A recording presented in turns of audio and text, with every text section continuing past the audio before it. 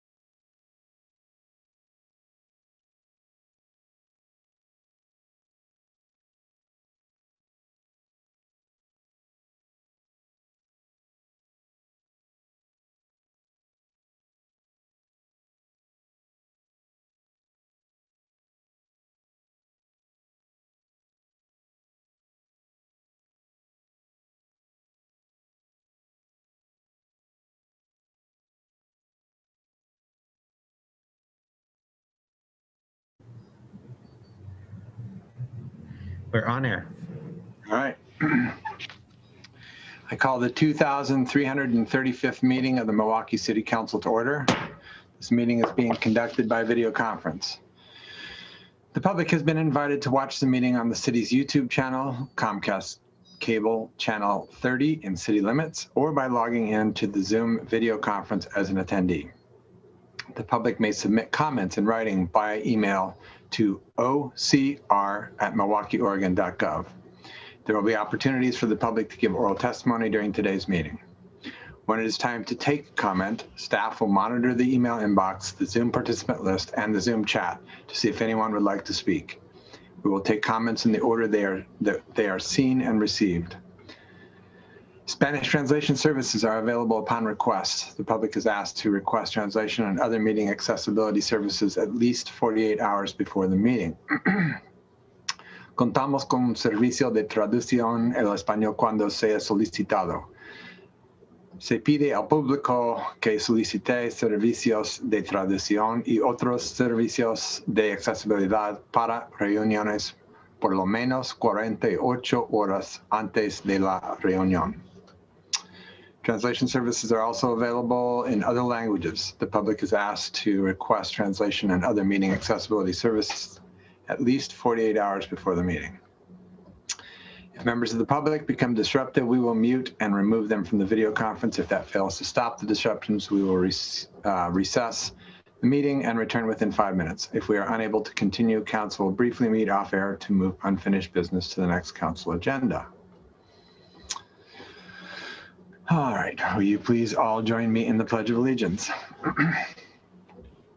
I pledge allegiance to the flag of the United States of America and to the republic for which it stands, one nation, under God, indivisible, with liberty and justice for all.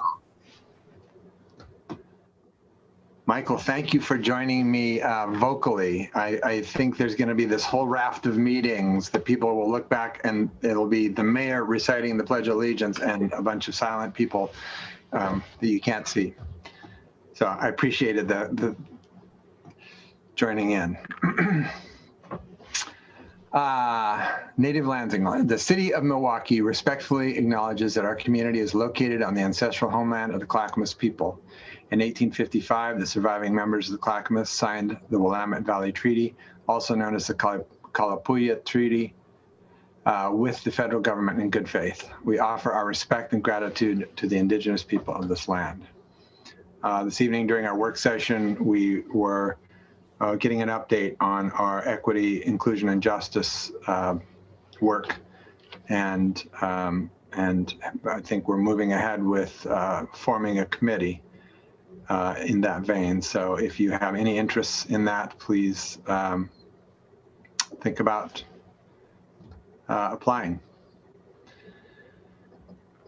Announcements. The Milwaukee 7 Neighborhood District Associations or NDAs will hold their annual elections in May. There are a variety of leadership positions available, participation is free, and funding is available to accomplish neighborhood goals. To find out when your NDA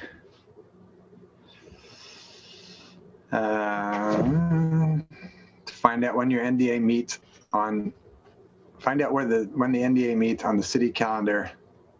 Hang on. Slightly different than my script, and it covered my script. All right, there we go. To find out when your NDA meets, check the city website or call 503-786-7568.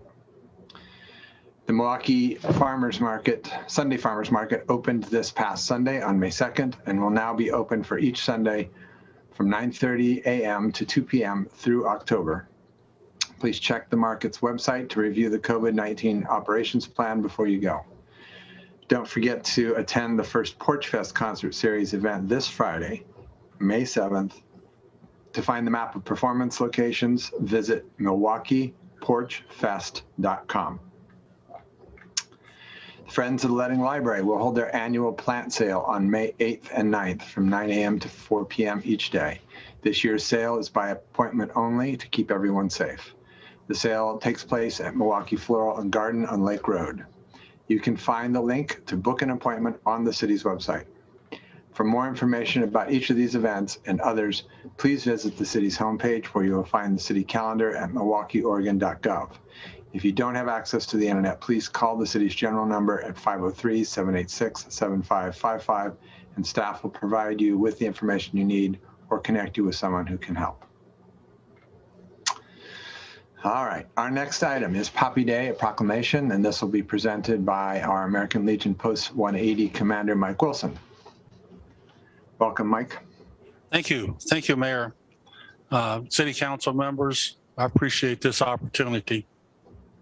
Let me start by saying that John McCrae was a physician and lieutenant colonel in the Canadian Army and wrote the poem In Flanders Field in 1915. That was during what was called then the Great War, which we now know as World War I. Beautiful bright red poppies began to flourish on the battlefields of France and Belgium. And following the publication of McCrae's poem, the little flower came to symbolize the blood shed on these battlefields. The man who served in World War I formed the American Legion in 1919, and the poppy became the official flower of the American Legion family in 1920 to memorialize the soldiers that fought and died during World War I. Almost 100 years later, in 2018, the American Legion successfully trademarked the name National Poppy Day for the Legion family to use publicly. This helped to establish the American Legion family as the authority on things poppy related. On Saturday, May 22nd, and Sunday, May 23rd, poppies will be distributed at the Safeway store on King Road from 10 a.m. to 2 p.m. on each day. I encourage all of our community to stop by and get a poppy to show your support of our veterans and their families. Get a poppy and proudly wear it daily through Memorial Day. Teach your children the meaning of the poppy. I also want to take this opportunity to invite you to another veterans fundraising event scheduled at the Milwaukee American Legion Post, located at 2146 Southeast Monroe Street on Saturday, May 15th. May 15th is Armed Forces Day, and it's also Police Officers Memorial Day. The Milwaukee Police Department and the Milwaukee American Legion joined forces a little over 2 years ago to establish the Corporal Diffie Veterans Fund, a fund established to address the critical and immediate needs of veterans that the Milwaukee Police encounter during their city patrols. This event is to help replenish funding for this worthy cause.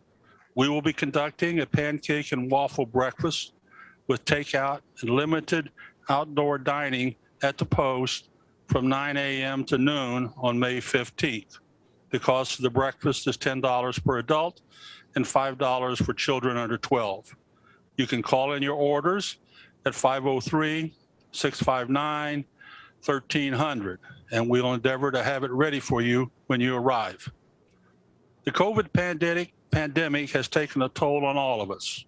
However, the Milwaukee American Legion family has continued to support our community with events such as a toy drive at Christmas, clothing and food drives, and the monthly Red Cross blood drives we're now conducting. We have blood drives scheduled every month through August. We are proud to be a part of the Milwaukee community and greatly appreciate the relationship that we enjoy with the City of Milwaukee and you, its leadership team. Mayor and council members, thank you for the Poppy Day proclamation. It means a lot to the members of the Milwaukee American Legion Post. Thank you. I will read the proclamation now. Whereas the United States of America is an enduring symbol of freedom, protected willingly by citizen soldiers who have answered the call to serve. And whereas we must never forget the sacrifices of war and the debt owed to those who defended our right to life, liberty, and the pursuit of happiness. And whereas red poppy flowers memorializes the lives laid to rest in Flanders Field during World War I, during the First World War and in other conflicts since then.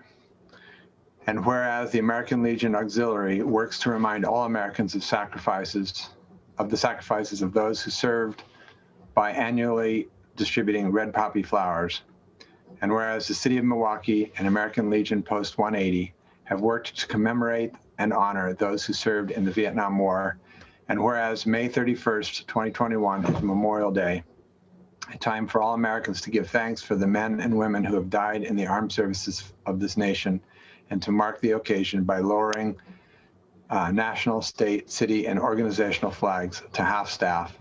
And whereas the City of Milwaukee and the American Legion Post 180 wish to pay tribute to those who made the ultimate sacrifice in the name of our freedom. Now, therefore, I, Mark Gamba, Mayor of the City of Milwaukee, a municipal corporation in the County of Clackamas in the state of Oregon, do hereby proclaim May 31st, 2021 as Poppy Day in the City of Milwaukee.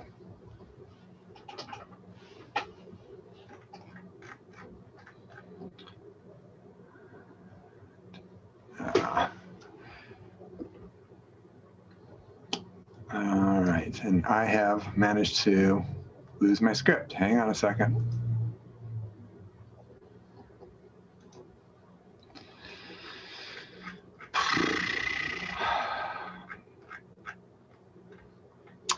Our next item is the Mental Health Awareness Month Proclamation, and this will be presented by Police Captain Ryan Burdick and Gary Marchka with the National Alliance on Mental Illness.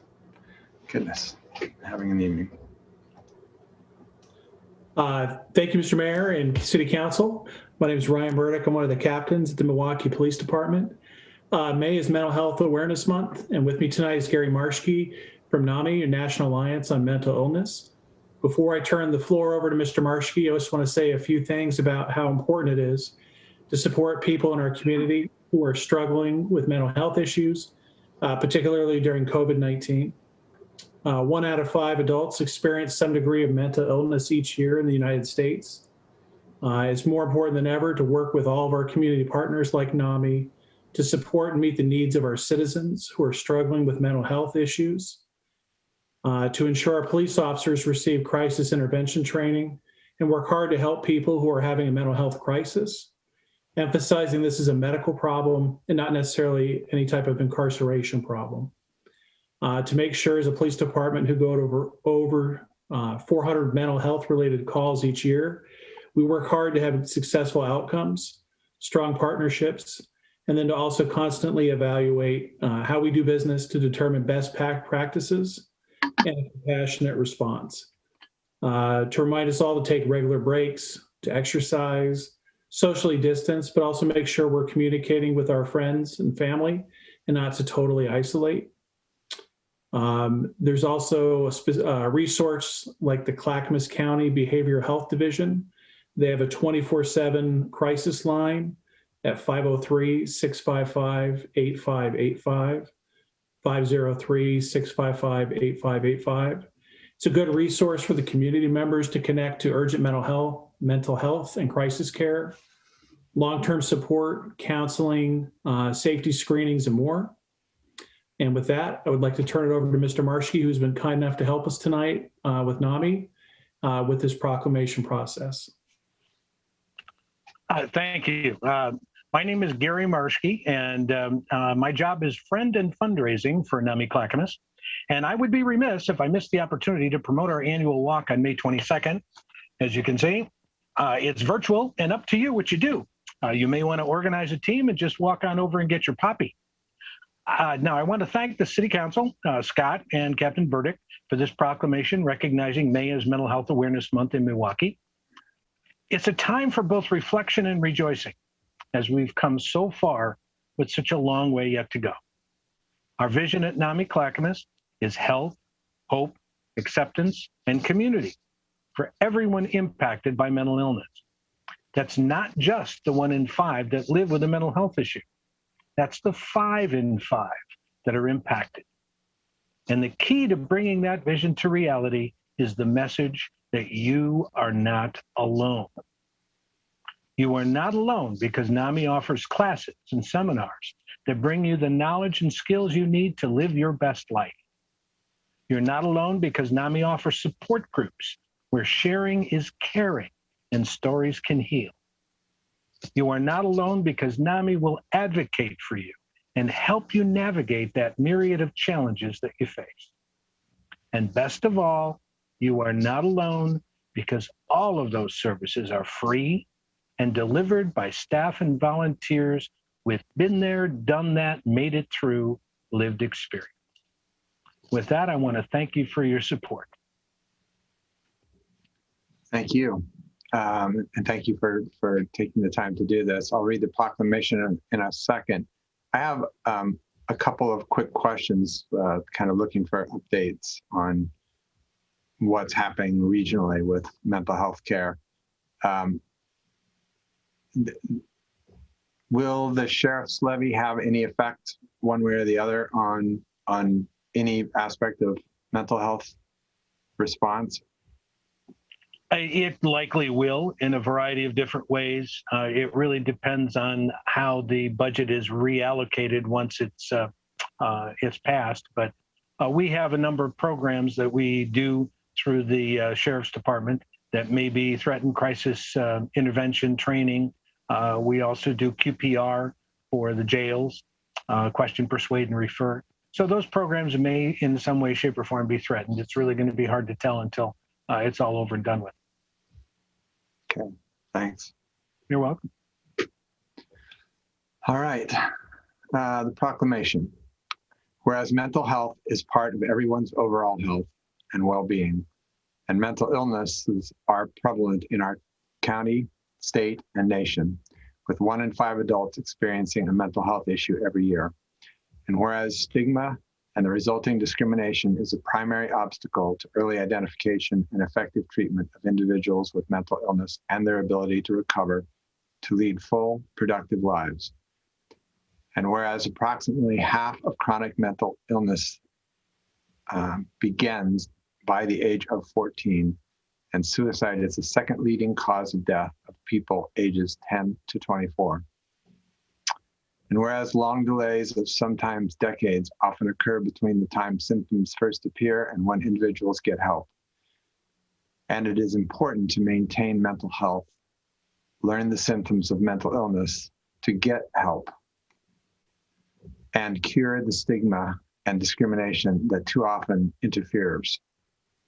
And whereas every citizen and community can make a difference in helping cure the stigma and discrimination that for too long has surrounded mental illness and discouraged people from getting help. And whereas public education and civic activities can encourage mental health and help improve the lives of individuals and families affected by mental illness. Now, therefore, I, Mark Gamba, Mayor of the City of Milwaukee, a municipal corporation in the County of Clackamas and the State of Oregon, do hereby proclaim May 2021 as Mental Health Awareness Month in Milwaukee to increase public understanding of the importance of mental health, to promote identification and treatment of mental illness, and to cure the resulting stigma and discrimination.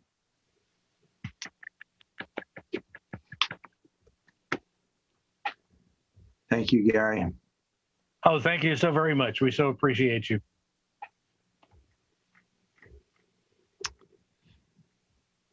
All right. Our next item is National Law Enforcement Week, also a proclamation. And this will be presented by Police Captain Robbie Graves. Oh, you guys hear me okay? Yep. Quick sound check. I've had my issues with scripts and internet service and other things, Mr. Mayor. I feel your pain. So I'd like to say thank you, members of council, for taking time to recognize this week of remembrance for all the fallen law enforcement officers across the nation. And thank you for your continued support of the Milwaukee Police Department. The history, some of you have heard it before. In 1962, President John F. Kennedy signed a proclamation designating May 15th as Peace Officers Memorial Day and the week that followed. There's still about 800,000 law enforcement officers total serving. So part of National Police Week entails not just the recognition of the officers that have fallen in the line of duty, but it also entails events for the survivors. That's the Cops Camp Retreat in Washington, D.C., where they provide grief counseling and support for children and young adults, all related to the fallen officers. So they really focus on the loved ones left behind to help them get their lives back together. So that's a very important part of National Police Week. We've been fortunate that our last fatality, as you know, was Sergeant James Worrell, who died on New Year's Eve, 1953. Carbon monoxide poisoning. It's a reminder that law enforcement is an inherently dangerous, and even when you avoid the dangers of the job, sometimes tragedy can strike. So far, well, last year, 103 officers died in the line of duty. This year, we're up to about 61. And the average tenure of the officers killed in the line of duty is about 19 years. So it's not like they're new and inexperienced. It's also important to mention that 55 officers have died from COVID. So that's just one more hazard that our officers deal with when they go out on the street. That's so far. When we look at national events, there's another inherent danger of police work, and that's mental health. Captain Burdick talked about. This year, we lost 49 officers to suicide so far. Last year, we lost 171 nationwide. So the national events that affect the rest of the citizens, they affect the officers too. Mental health takes its toll on them as well. And they probably see way more despair, way more tragedy than the average citizen. So just to piggyback on Captain Burdick's speech, mental health is an issue that we're all aware of. On a positive note, we still enjoy the great unwavering support from the citizens of Milwaukee. We appreciate the support they show us. We're grateful for it, and we want to make certain we continue to provide great service and earn that trust and support. We just never want to lose that trust from our citizens. That's one of the things that I've always enjoyed since I've worked here in the last 20 years. So with that, Mr. Mayor, I will turn it over to you. Thank you. Thank you, Robbie, and thank you to the rest of the team. You guys do a great job, and we've been very lucky to have the police force that we have. Thank you, sir. Proclamation. Whereas since the first recorded death in 1791, more than 20,000 law enforcement officers in the United States have made the ultimate sacrifice in the line of duty. And whereas nationally, gunfire continues to be the #1 cause of line of duty death for police officers. And whereas the Oregon Fallen Officer Memorial contains over 180 names of fallen Oregon officers, including Sergeant James Worrell of the Milwaukee Police Department, who died on December 31st, 1953. And whereas there have already been 103 officers killed in the line of duty across the nation in 2021, and whereas the citizens of Milwaukee wish to express their greatest appreciation for the sacrifice and service of those officers. Now, therefore, I, Mark Gamba, Mayor of the City of Milwaukee, a municipal corporation in the County of Clackamas, in the state of Oregon, do hereby proclaim May 9th through 15th, 2021 to be National Law Enforcement Week in Milwaukee.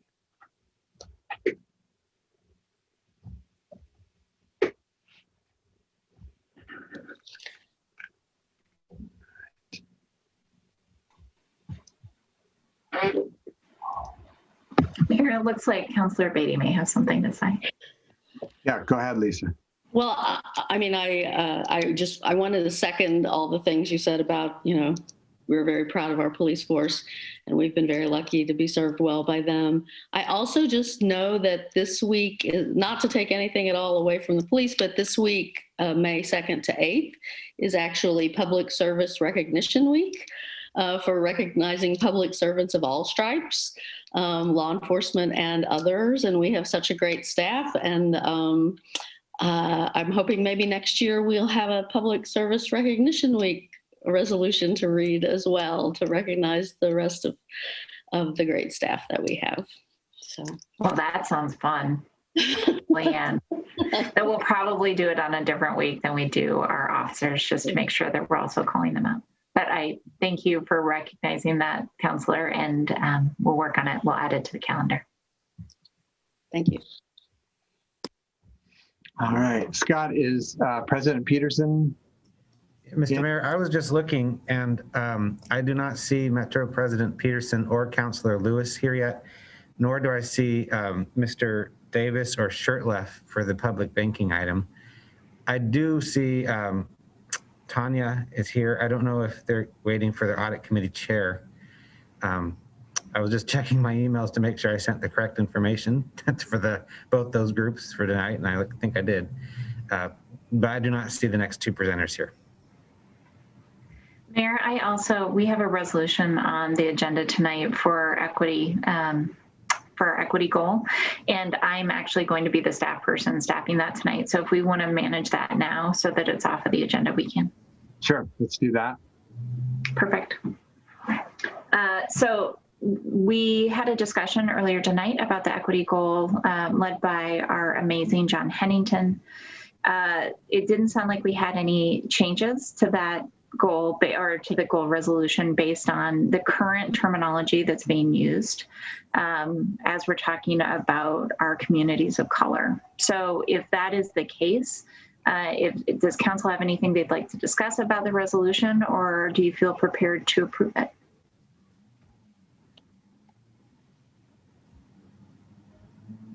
And if approved, would someone make a motion so that I can stop staring at you all?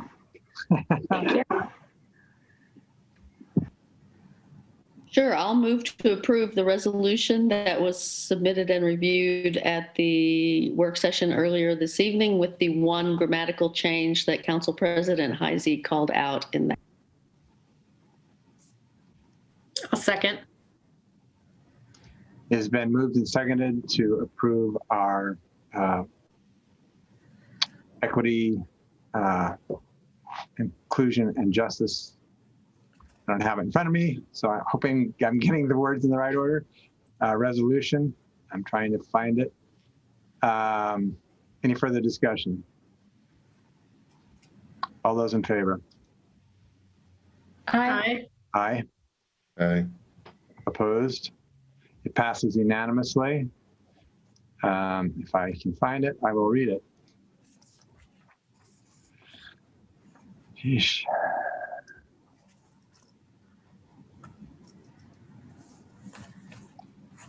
Adobe is not my friend tonight.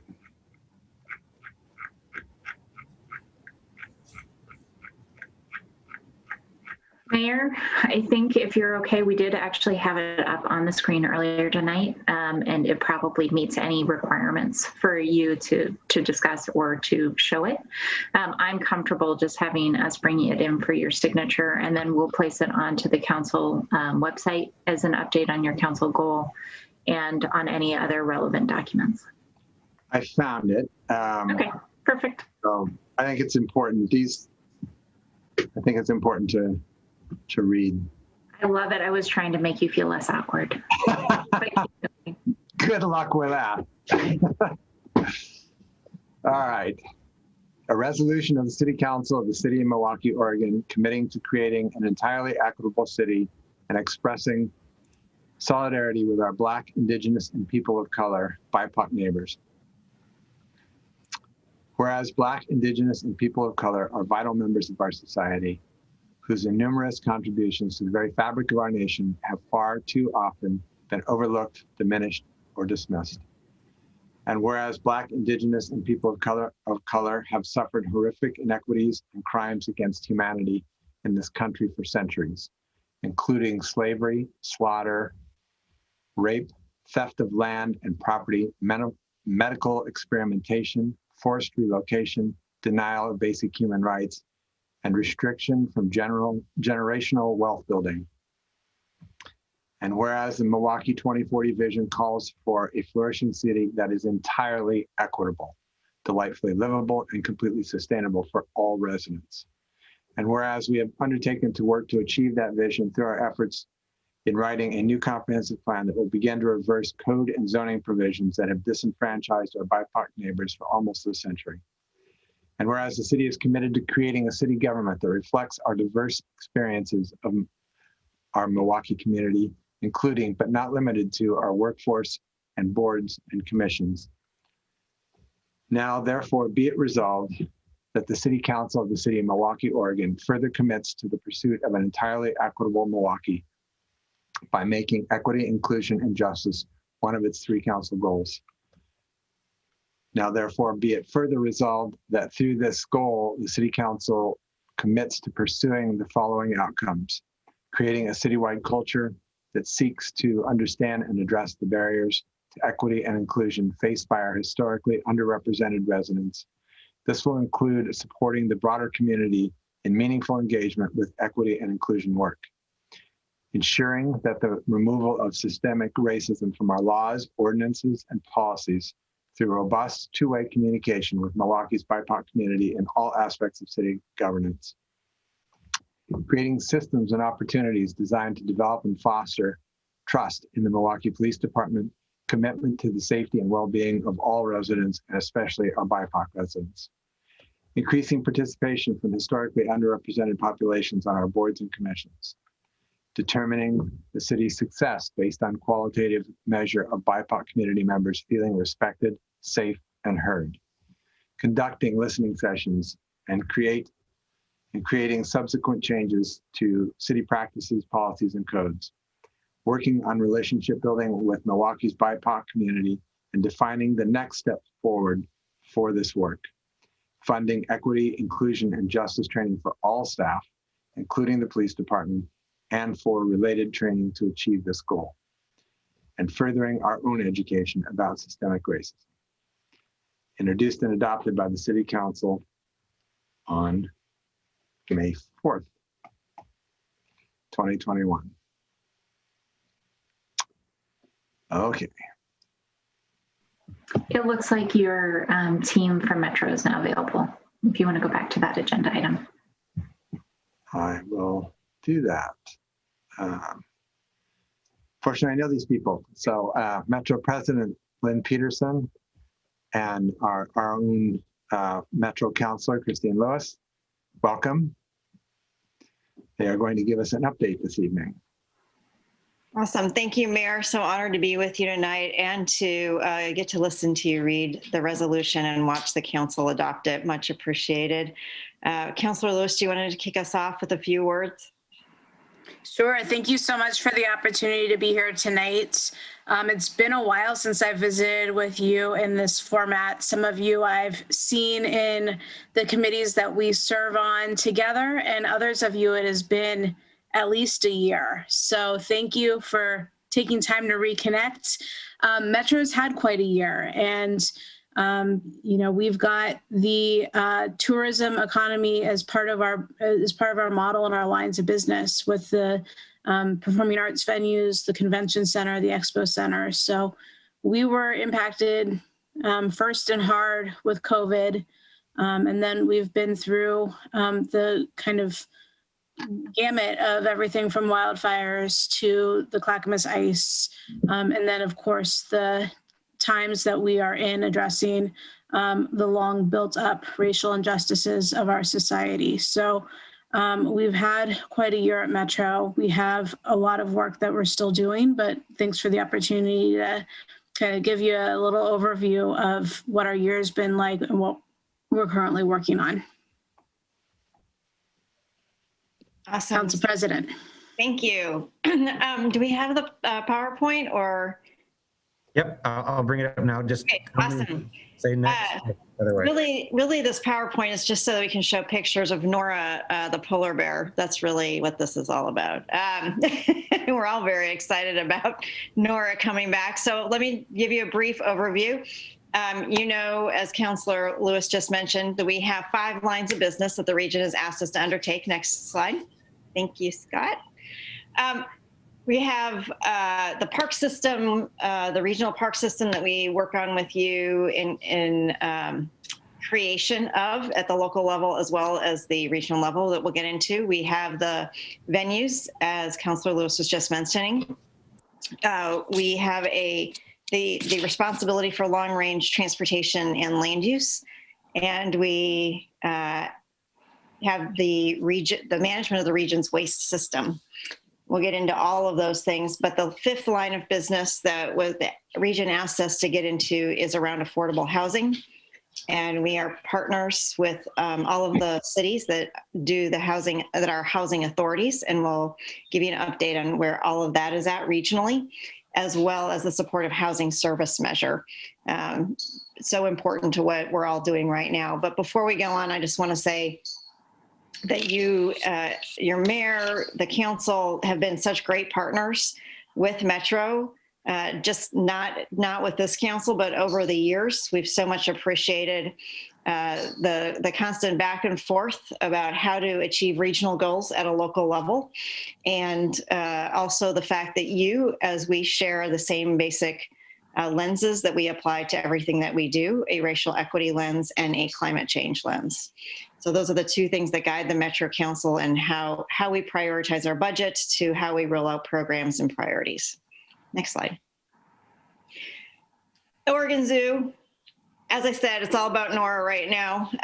You know that we have been updating our habitats within the zoo for quite some time. Councilor Lewis serves on the Oregon Zoo Foundation and is helping with not only the portion that the voters voted for in the bond measure, but the additional support that we get from benefactors who really want to support the zoo in a big way.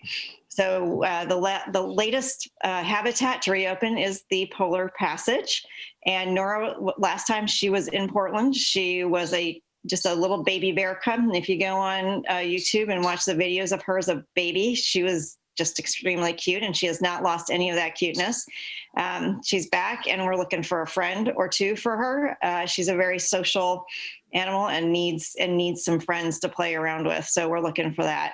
And as you know, we're the national leader in condor conservation in the United States, and have helped bring the California condor back from the brink of extinction in an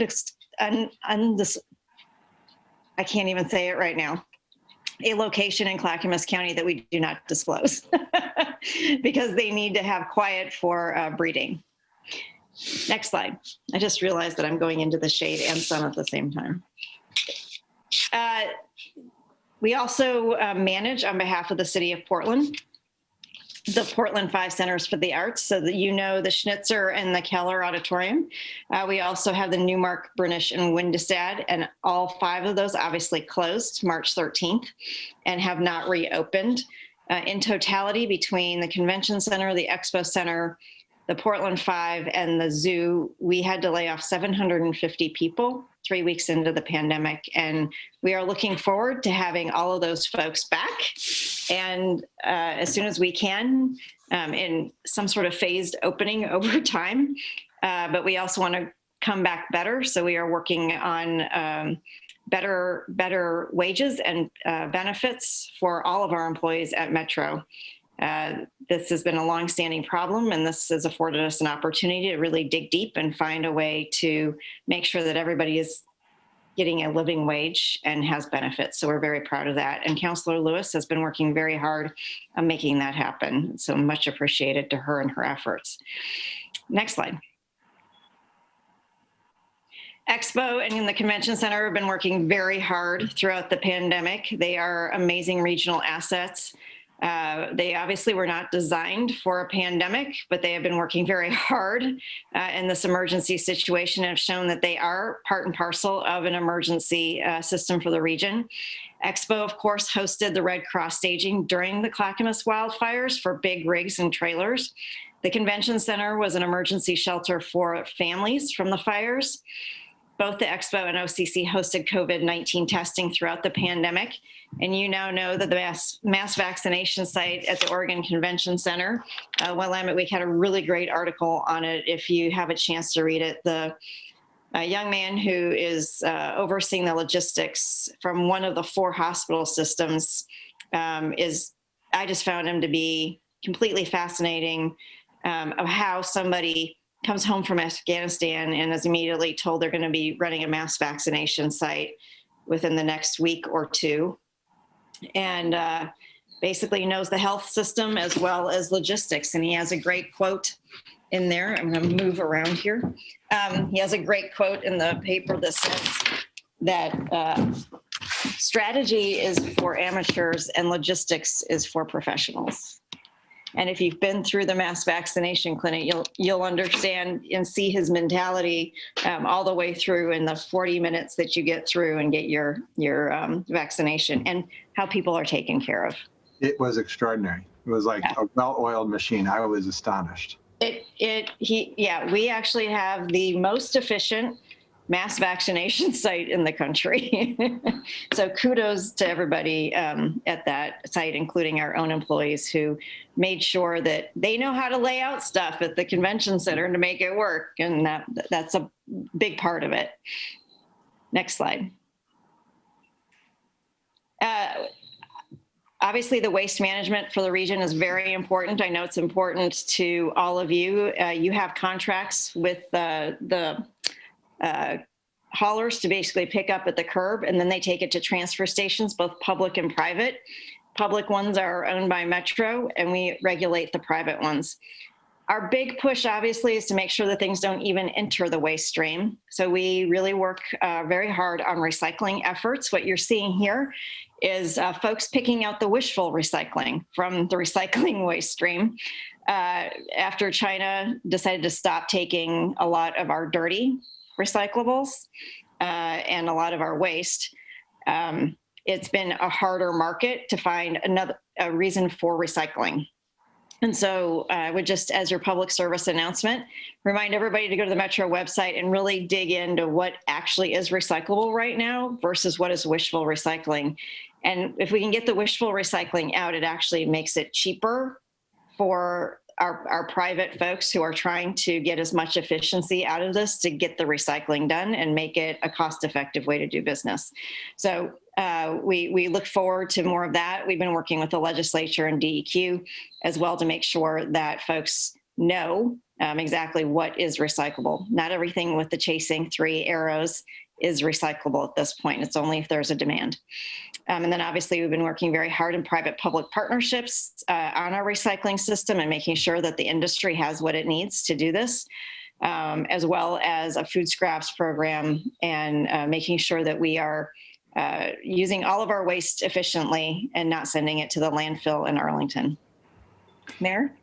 Well, is there any sign that America will begin to deal with its own recycling? Well, it has to do with whether there's a demand for the recycled product, right? And so that's part of our private-public investments and innovation. Councilor Lewis, do you want to add anything in? Yeah, I'd say that the reason that our recycling was basically not altered when China left the market was because we already had local markets for our recycling products. But that also is yielding some frustration as you see the demand for recycled glass shift and change, and there's so few streams for, say, that glass. You see one firm exit the market, and it changes our entire foundation.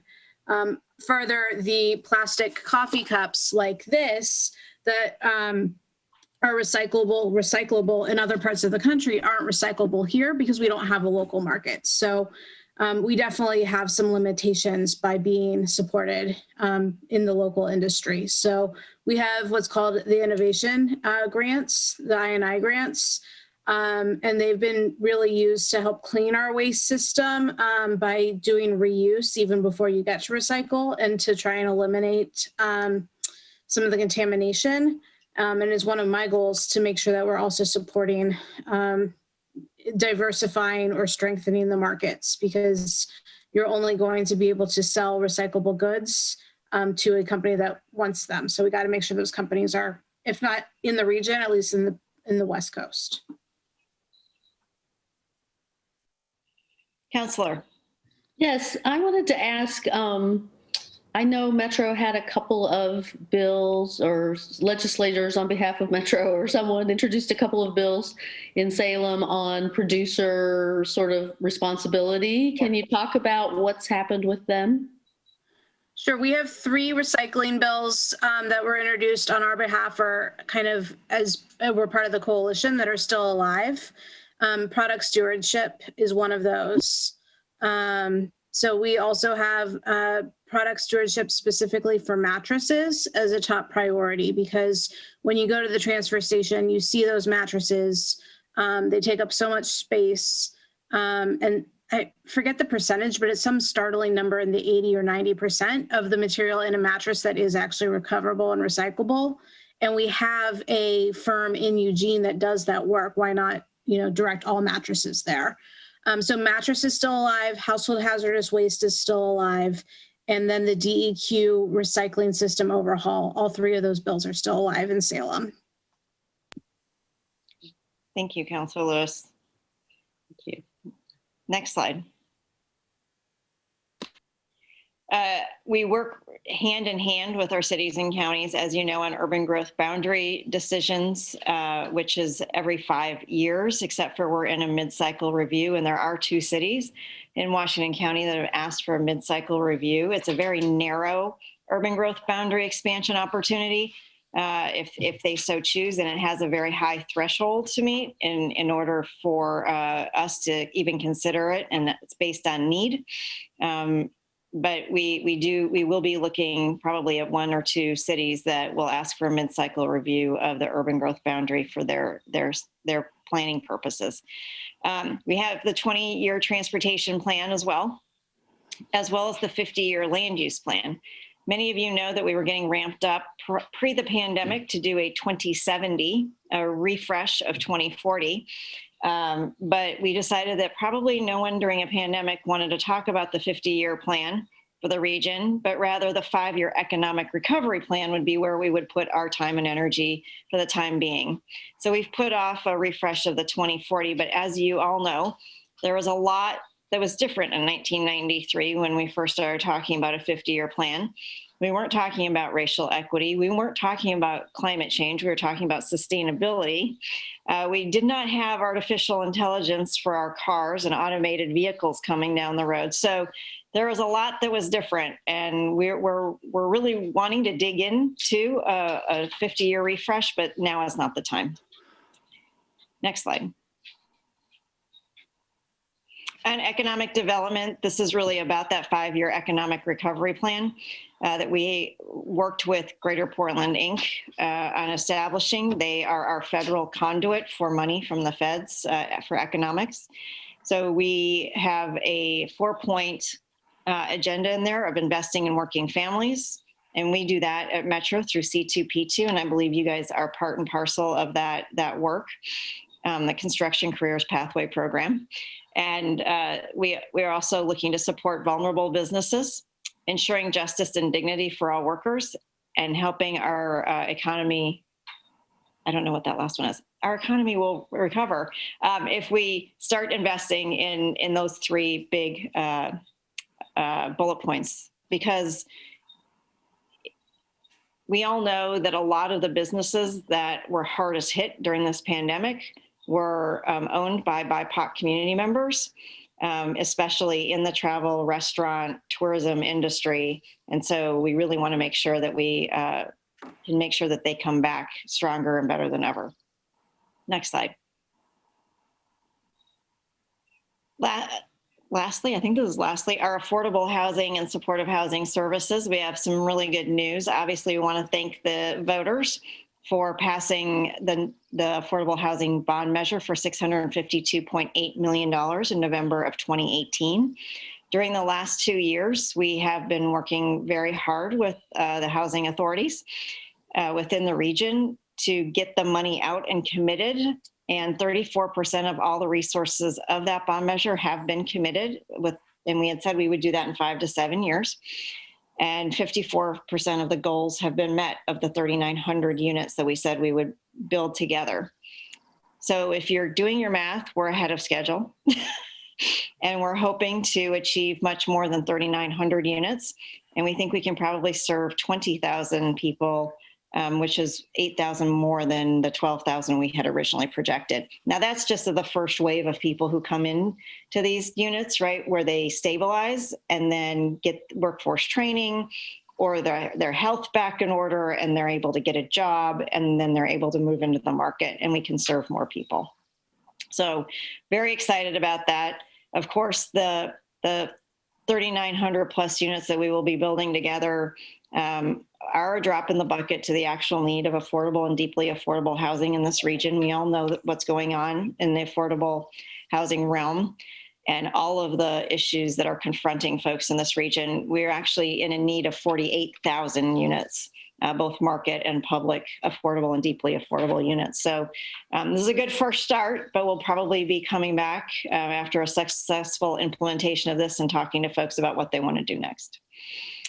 Next slide. Supportive housing service measure passed just this last May in 2020 by the region. And the goal of that is to functionally end chronic homelessness in the greater Portland region by 2030. All 3 counties are the implementors of this measure, and they are focusing in on rental assistance to get folks, it's a housing first model, to get folks stabilized in the marketplace, right? Using the marketplace and also using the rental assistance to be able to even build more affordable housing in partnership. And physical, mental health care, workforce training, and drug addiction services. Those are the big ones that they're focused on. The Multnomah County has already provided us with their implementation plan. Washington County is coming up in the next couple of weeks, and then Clackamas County will be next.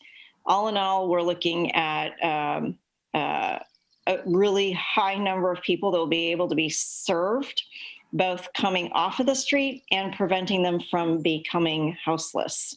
So it's I think when you start to see the numbers unfold, you're going to be really impressed with the good work that is about to happen within this region. And it is so needed. It is past time that it was needed, right? But at least this was passed and moving forward. So we'll be able to come back and give you a bit more data on that in the coming months. But for now, we're just getting the implementation plans in the door with some of the performance metrics. But just to give you an idea, Multnomah County believes that they can move 1,000 people off the street over the next year. And that's based on a lot less money coming in the door than had it been originally anticipated because of the pandemic and the recession. Next slide. If I can, Madam President, I'd like to just put a little bit of a finer point for our Clackamas friends here. Yeah. So the Clackamas local implementation plan did go through the Clackamas County Board. It was then sent to Metro. Upon staff review, it is likely that the Oversight Committee will need a few more questions answered in their plan. So there may be a back and forth between Metro and the county before we see something presented to us at Metro Council. Washington County has already gone through our Oversight Committee, so they're coming to us at Council. So Clackamas is, on this one, the last one that's going to come to us, and there is that little bump in the road. I will say Clackamas staff has been extremely responsive and good at working with Metro over the course of all of this housing work, because Clackamas was actually the first out the gate on the bond and the unit development. So I have high expectations that will remedy this situation, but just wanted you all to know where we are very specifically with the Clackamas implementation plan. Thank you, Councilor. All right, next slide. This is the last slide. So we are so happy that the voters also decided to support our third round of a bond measure. The last 2 bond measures protected more than 17,000 acres of open space around greater Portland region. And there is a local share. That local share we will be distributing during this budget cycle. So I think Councilor Lewis and I will look forward to working with you on opening up new playgrounds or educational, whatever it is that you are going to be using that local money for in your park system. Very excited about the connection between the regional and the local, making our region cleaner in terms of air and water quality, as well as providing more access to more people for green space. Of course, you love the places that Metro has created, because we've done it in partnership with our cities and counties, Kenema Bluff, Scouters Mountain, Graham Oaks. And the next one that we will be opening up soon is Newell Creek Canyon Nature Park. So we're very excited about that. The voters did pass the third one, and we are excited about that $475 million really that infusion into our region, both in terms of the work that it will provide for construction workers on the capital projects, as well as the land that it will protect for our salmon and people. And that is really, that's it. I think that's the last slide. Open for questions. Very proud of our partnership, as I said, with the City of Milwaukee, the council, the staff, and the mayor. Thank you so much for all that you do in implementation on behalf of your residents.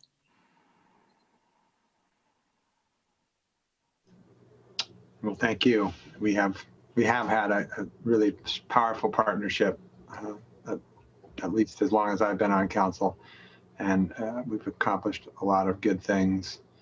I think our major part goal is what your money will be going to help build out Milwaukee Bay Park, which is a long time coming. I think the city purchased that land something like 20, 25 years ago. So,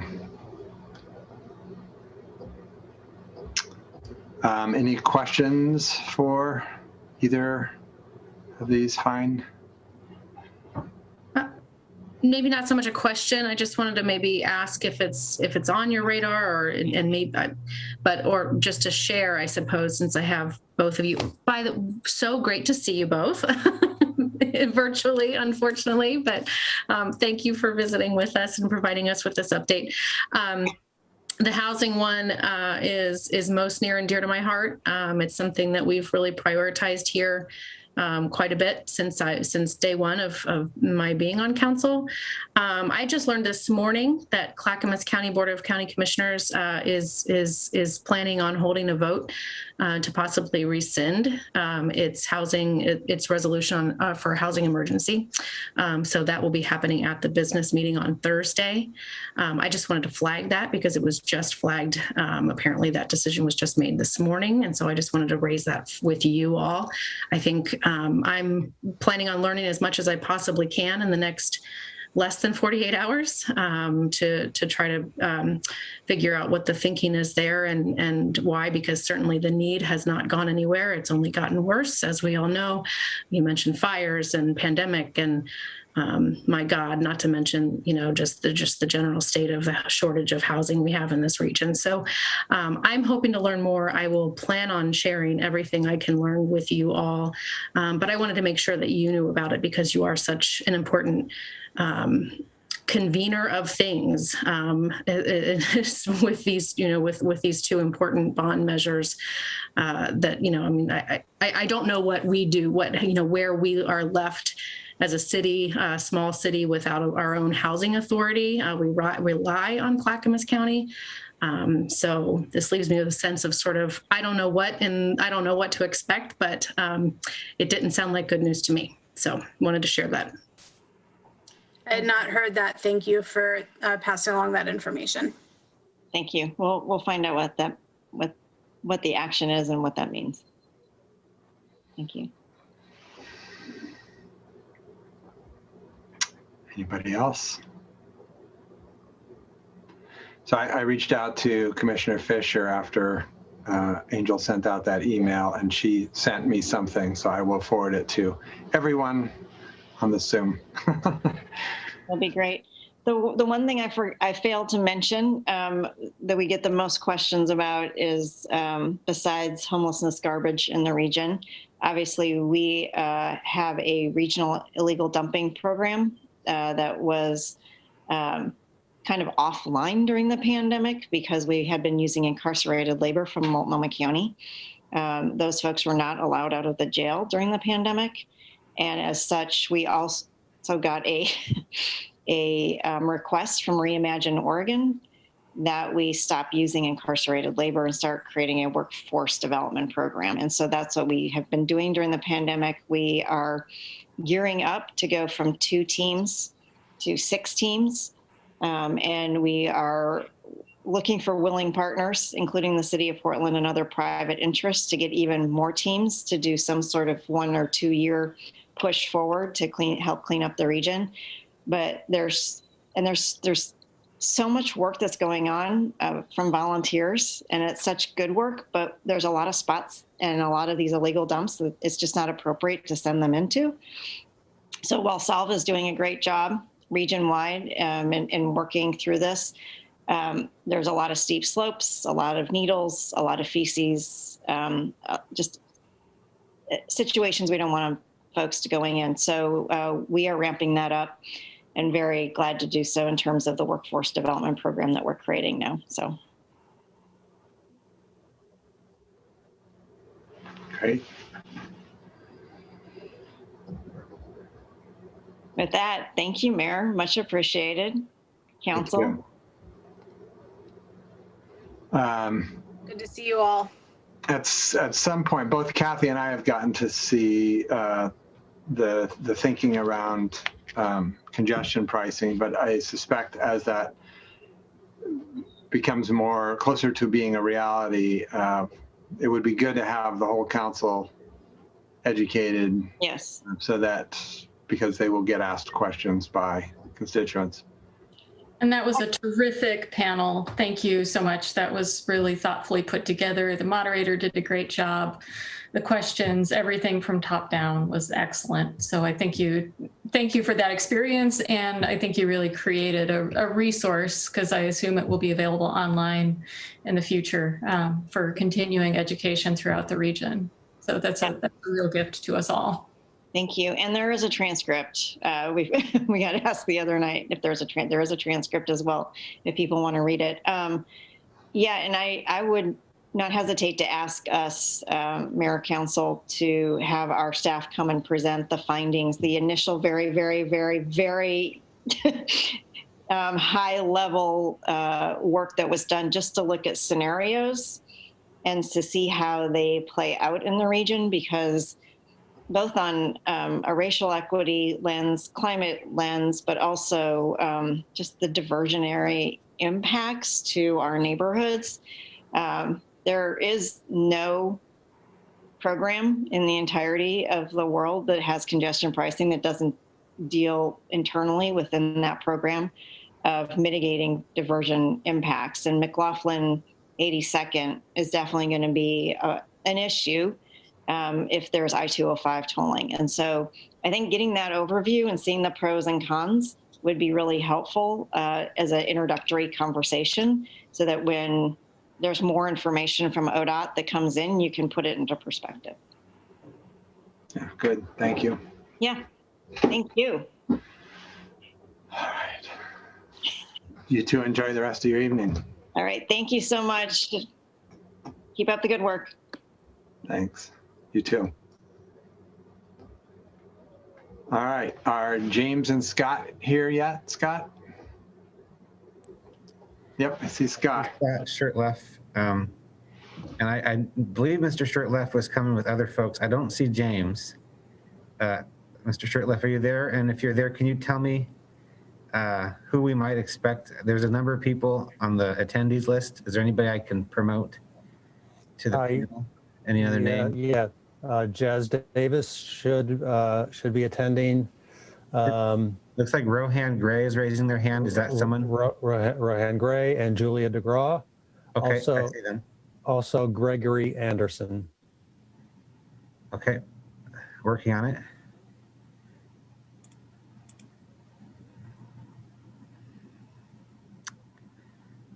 I think all those folks came over.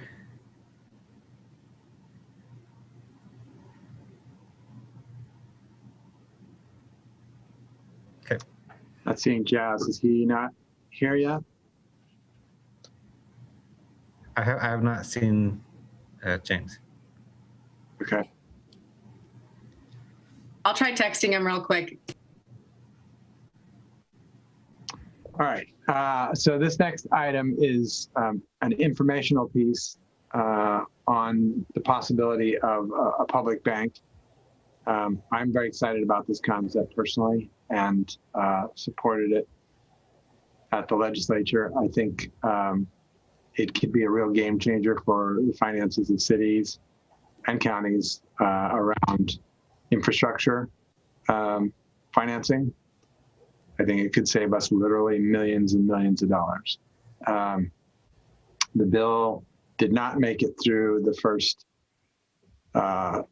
portion of the session, so this will be one that will come back again next year. But I'm hoping that by that time the city is interested in supporting it wholeheartedly, and that we work towards getting LOC and others on board for the same thing.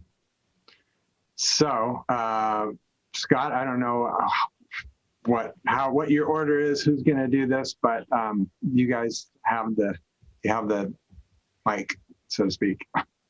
I'm happy to kick it off. My name's Julia DeGraw. I worked at Portland Forward when we kind of first got this public banks concept going and getting it off the ground. And that's kind of my background on this. I've been working on the bill the last 2 legislative sessions, and it's getting a lot of momentum. And I'm excited to do an update about that with all of you. But that would be good up front to do a quick round of intros of the folks who will be presenting to you today, so you know who we are and what our expertise is, and kind of what the plan is for the day. So Scott, I'll have you introduce yourself next. Sure. Name is Scott Shurtleff. I've been with the Oregon Public Banking Alliance for about 1.5 years now. Got involved in public banks after retiring from the last part of my career working with a Wall Street bank, and retiring from Wall Street in around April of 2016.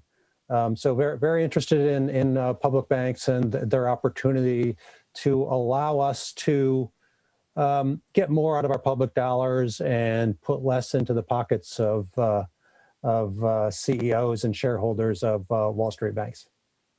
Thanks, Julia. Yeah, and it looks like James Davis is here now, so yay. I'm just going to work down the line of folks in the order that I see them in my screen, though. So Greg Anderson. Yes. My name is Greg Anderson. I live in a neighborhood near Milwaukee. I've been in the area for about 10 years. Previous to that, I wore a hat that you wear, some of you. I was a counselor and mayor for the city of Florence down in Lane County, about 60 miles west of Eugene.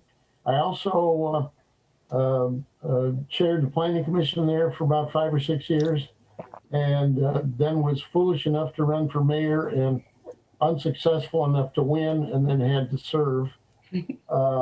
My hat's off to all of you. I also wear the former hat, if you will, of a banker.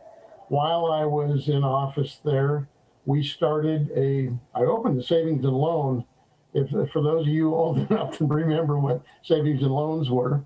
And then stepped out with a couple of other colleagues, and we started a commercial state chartered bank in the early 80s there. While I was, I guess actually previous to when I was mayor.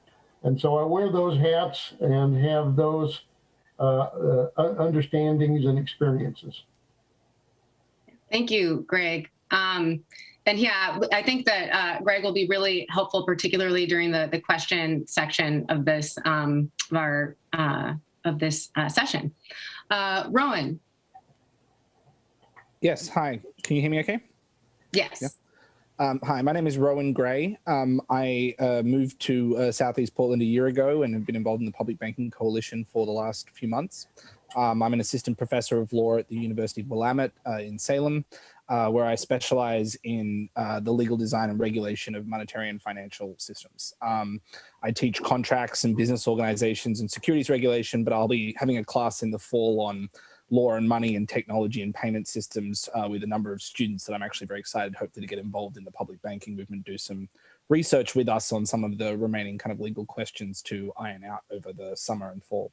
But I have been involved in various macroeconomic and policy related areas, including sponsoring a number of federal pieces of legislation or drafting them, including the Federal Public Banking Act, which would establish a federal framework for state and local public banks, similar to the way that the Oregon bill is doing at the state level. So I'm very excited to be involved and happy to help out however I can. Thank you. James. Unmute. It's nice to be here. I got stuck in waiting to be let in for too long, so I tried again and got in. So nice to be here. Nice to see you all again. My name is James Davis. I'm the chair of the Oregon Public Bank Alliance, and we really appreciate the opportunity to return and spend more time with you in more of a work session mode this evening to talk about the benefits of public banking for Milwaukee. Our plan this evening is to have a couple of us present for about 10 minutes and then make ourselves available for more of a discussion regarding questions that come up for you. Scott's going to be leading us off talking about particular benefits of public banking for the city of Milwaukee. And then Julie's going to spend a little more time after that talking about the current municipal bank bill and possible next steps. That's it from me. Nice to meet you. See you again this evening. Thank you. Welcome all. Scott, you're muted. Thank you. The Zoom rookie mistake. Thank you, Mayor, and councilors for having us today. The Oregon Public Banking Alliance is advocating for municipal banks in Oregon that work in the public interest for cities, residents, and their businesses. The municipal banks that we envision will provide banking services to the city itself, related public entities like school districts, and small and medium-sized businesses in the city. The banks will not serve individual retail customers in any way.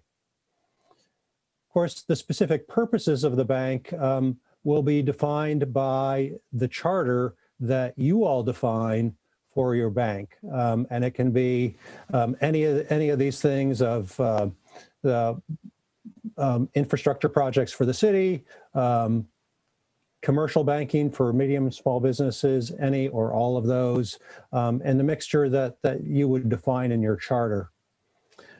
Focusing on the infrastructure piece, a major benefit of municipal banks is that a bank chartered for infrastructure projects will substantially lower the financing costs for public projects over conventional Wall Street bond financing. In order to demonstrate this, we performed an analysis of financing based on Milwaukee's 2018 full faith and credit general obligation bond for a principal amount of $21 million. Your interest cost over the course of the 30-year term of that bond is about $18 million. So for a total cost of $39 million to city taxpayers over time. Our analysis, which was used very conservative assumptions, is that, and after taking out overhead to actually operate the municipal bank, we determined that financing through a hypothetical municipal bank, should Milwaukee have one, would save a total of $8 million over the 30-year term of the bond. So that's an $8 million savings on $18 million of interest cost. That's very substantial. So it's a 45% reduction in your financing cost for just this bond. Looking at the city of Milwaukee's 2020 CAFR, you currently have about $41.5 million in long-term debt.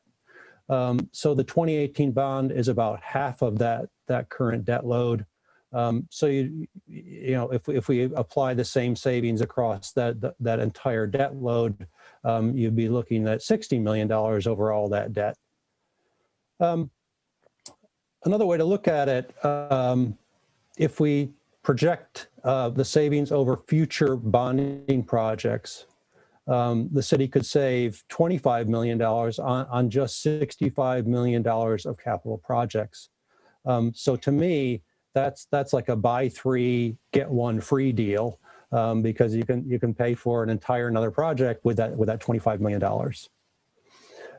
So I would like to just disclose that my discussion here has kept the figures very simple. Our analysis actually allocates a portion of the savings going to the city budget and a portion going back to the bank, going to the bank as paid in capital. I didn't really want to bring that complexity into that discussion, and the actual allocation would be decided by the bank executives when they made the loan terms anyway. All of that $8 million savings is public money, regardless of where it gets put. So our conclusion is that a municipal bank can save Milwaukee's taxpayers a substantial amount of money on public projects by reducing financing costs. Those savings can be reflected in either lower taxes, more public projects, or a combination of both. So I'll conclude my comments there and open up the floor to any questions.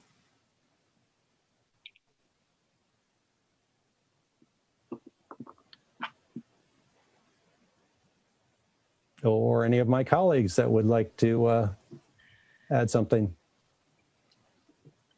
Well, yeah, go ahead. Well, or is it me? I'm curious about the idea of regionalizing something and not being just Milwaukee. So, I mean, we just had the Metro counselors on here. I mean, should we be talking about a Metro-wide sort of public bank? That's one, I mean, that's obviously a lot of cities to bring into a fold. If multiple cities wanted to go together, I would assume that there's no reason they have to be geographically contiguous in this day and age. They could be, you know, Milwaukee and Forest Grove or whatever. But I guess just maybe talk a little bit about that. It sounds to me like taking on a bank sounds like a big lift for a town of 20,000 people. So talk a little bit about that. That's a yes, Counselor. Go ahead, Julia, Scott. go ahead. I don't know. I'll piggyback, but go ahead, right. Scott. All right.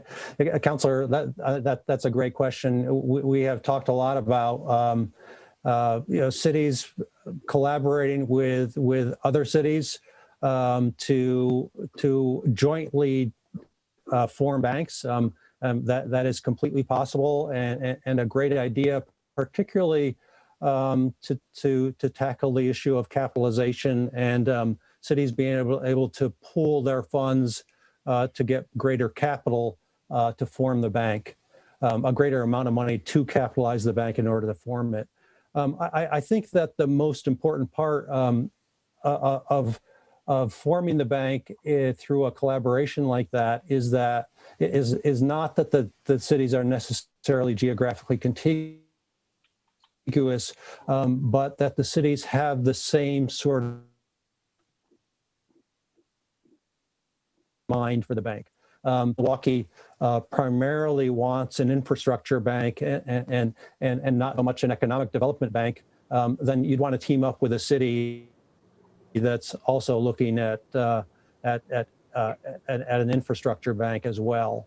And so that commonality of purpose in the bank, so that you, when you then jointly define the charter of the bank between your municipalities, it really needs to line up.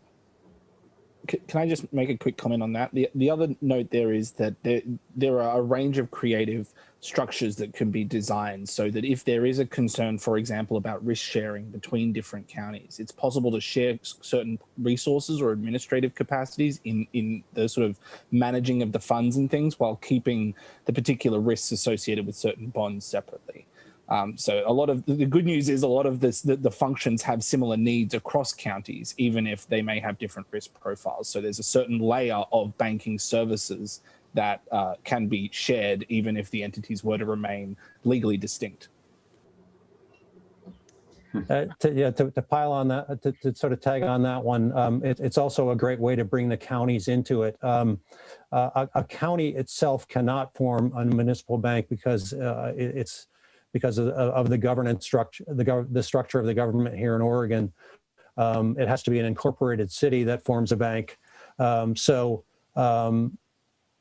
city of Milwaukee and Multnomah County could form a bank together. Multnomah County itself could not form a bank.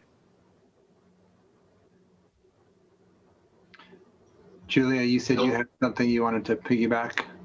The very last comment he made was what I was going to say is that this is one of my main talking points when I speak with legislators about this bill, especially in rural Oregon, that you would want to do it in a regionalized fashion, have cities and counties in a region of the city pool together their resources to form a public bank would be the best way to do this. You could even involve, school school districts. It's like you could really, any municipal entity that needs bond money for projects and has that kind of budget could partner with a city. So yeah, we strongly encourage that kind of thinking. Yeah, I'd like to also add, we'd encourage the city of Milwaukee to conduct a feasibility study, ideally in partnership with other regional governments. And we know of strong interest among other cities in the region and would be happy to connect you with other potential partners to underwrite the cost of the study. And we'd also be happy to provide essentially free quality labor to help put such a study together. So I seem to remember from your last visit that there was mention of these funds would not be FDIC insured. Am I remembering that correctly? And more broadly, even if I'm not remembering that correctly, it's public money. So I would like to hear a little more about how we secure and guarantee and ensure that money is doing what it's supposed to do and has full accountability to the public and all of that. If you could speak to that. So I'll touch on the FDIC insurance part.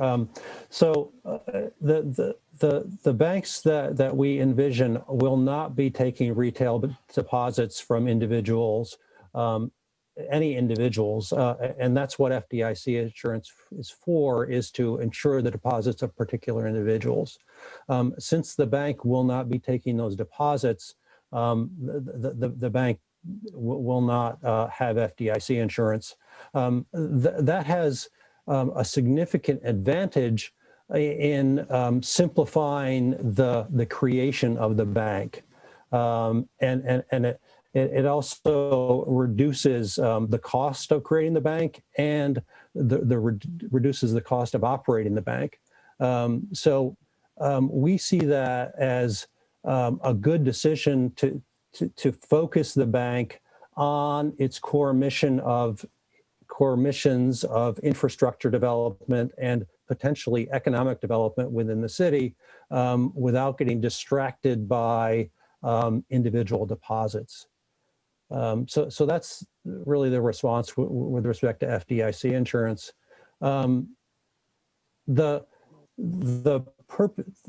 Really, your question about governing the funds really comes down to the governance of the bank.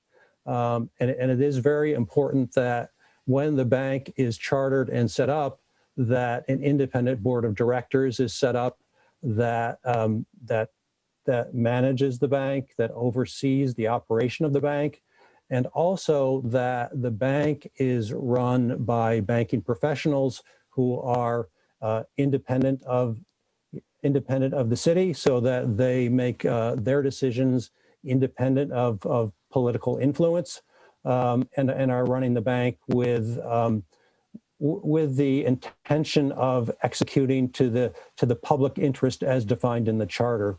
And maybe Greg Anderson, would you like to add a little more on that? I feel my old city councilor hat coming on, where I would, in the very seat that you sat in as you asked that question, what went through my mind is, what about my old city and the money that it would have on deposit in this bank? And so I would say to you that the limits of FDIC insurance are the same that exist now, and whatever bank your city has its deposits in are covered only up to the amount of those limits. And doubtlessly you have significantly more money on deposit in those banks. And you should know that there are safeguards that are designed to protect those deposits that are above. Excuse me, I've got a bit of a frog in my throat here. The deposits above the insurance limits that exist in the bank that you have deposits in now is covered by an arrangement where your deposits are collateralized with other investments that the bank has. That same technique likely would be used and usable in a municipal bank as they are currently in whatever commercial bank you have your deposits in. So the safeguard issue, the safety issue, I don't see it as being different. I hope that made sense to you. And just to clarify, the bank would still be subject to state banking regulation on the Oregon Division of Financial Regulation. And all of the loans would also be subject to whatever limitations were put into the charter. And so the question would be, because you weren't sort of making home loans to people, you wouldn't be taking on the risk of individual lenders like that. It would be specifically the kinds of infrastructure projects that you would have already vetted and approved where there would be any risk in the first place. And if there was an issue where there was a sort of big loss on one of those, the Oregon State Financial Regulatory Authority would be in a position to work with the bank to kind of keep it in a position to operate until those concerns would be managed. Usually banks just don't collapse and then the depositors go under, especially not for those funds held above $250,000. And I think Scott can speak more specifically to your question about it being public funds. There's a very technical way of explaining what happens once you have, as a city, put money in to capitalize the bank. Once it's kind of crossed that firewall into the bank, it is bank's money. It is no longer this like city's public funding. It is bank money. There's this firewall between city public funds and the bank itself. And Scott can probably do a better job of describing that than me. But I just wanted to make that clear too. Like once you capitalize the bank, you're no longer like holding the bag for that money in that way. But yeah, Scott, you might maybe use fancy words.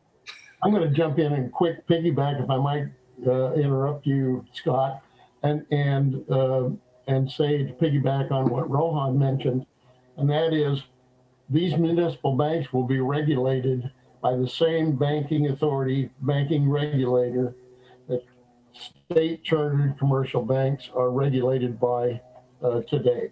So, and that means the safety, the auditing, and all that goes into overseeing and regulating commercial banks that are state chartered would be applicable to municipal banks. Scott? I think it is important to recognize that there is some amount of money that would have to be set aside to capitalize the bank. And Julie is absolutely right. Whatever that money is, whatever amount of money that is, that money, say you take $10 million to capitalize the bank as initial capital for the bank, that money stops being the city's money and immediately becomes the bank's money. the bank will then use that money to make loans up to the amount of leverage that you define in the charter. Bank of North Dakota is working at a ratio of somewhere around 5.5 to 6. So a bank capitalized with $10 million would be able to make up to $60 million of loans. We should add that $10 million to capitalize the bank might come from 10 cities in the region. And then when you're making deposits to the bank, your deposits are deposits. Those monies come back to you. Yeah. And the question I have is, the leverageable amount of money, is that just the capitalization of the bank, or is that the capitalization of the bank plus what's on deposit? The deposits serve as a funding source of liquidity. So if you need to make transfers out of that bank, for example, the cash that's coming in helps to make sure those transfers can take place. But it's the capital that serves as the buffer for losses. Your deposits aren't on the hook for those losses.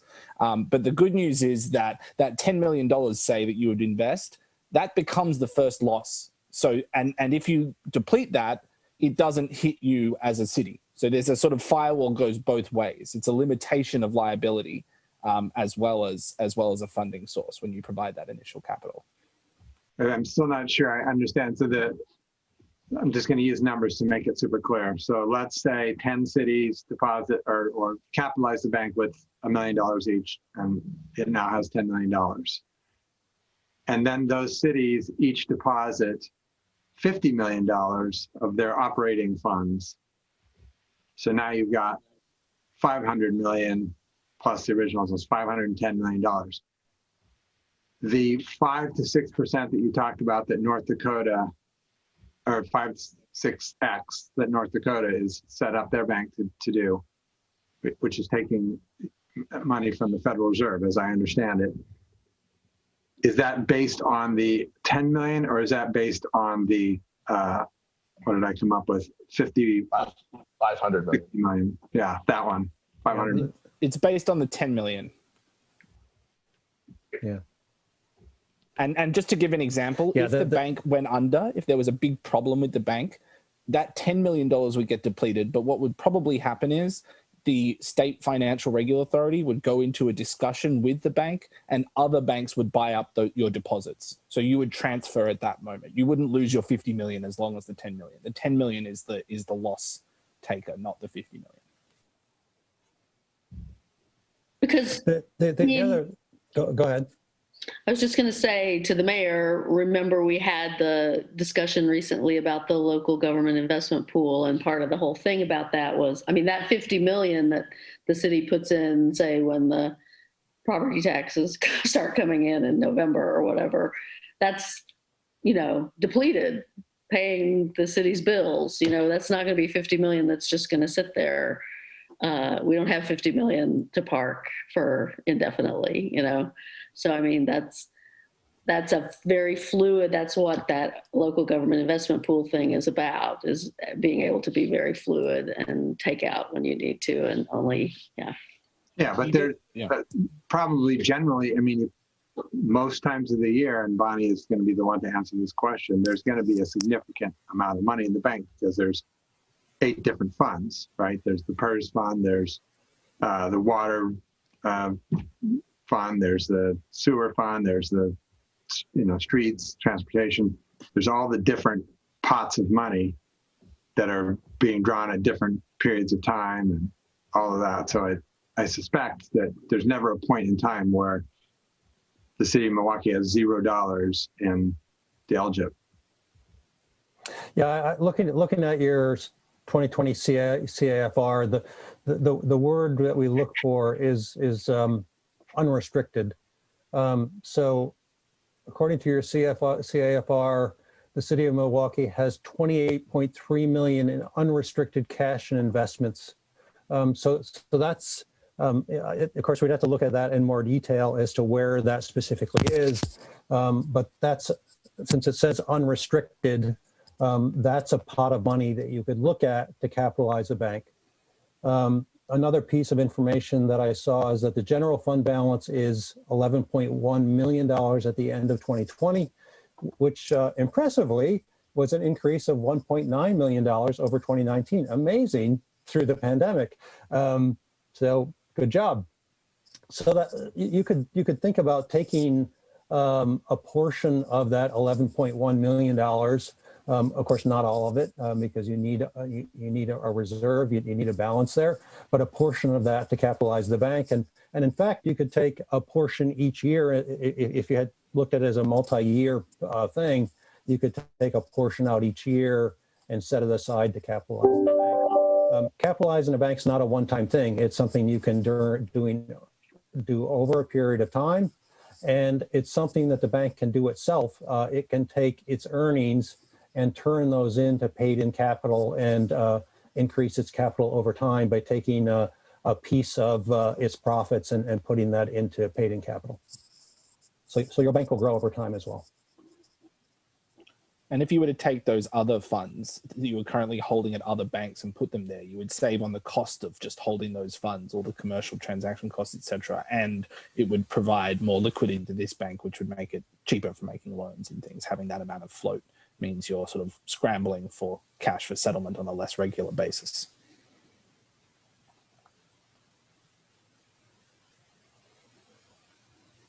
I just wanted to put out there real quick. I don't know how we are on time, but we did want to do a brief update and looking forward to what's happening with the municipal bank bill. If we want to take a few moments, I can do that update, but I also don't want to kill a productive conversation if folks want to keep on this track for a little bit longer.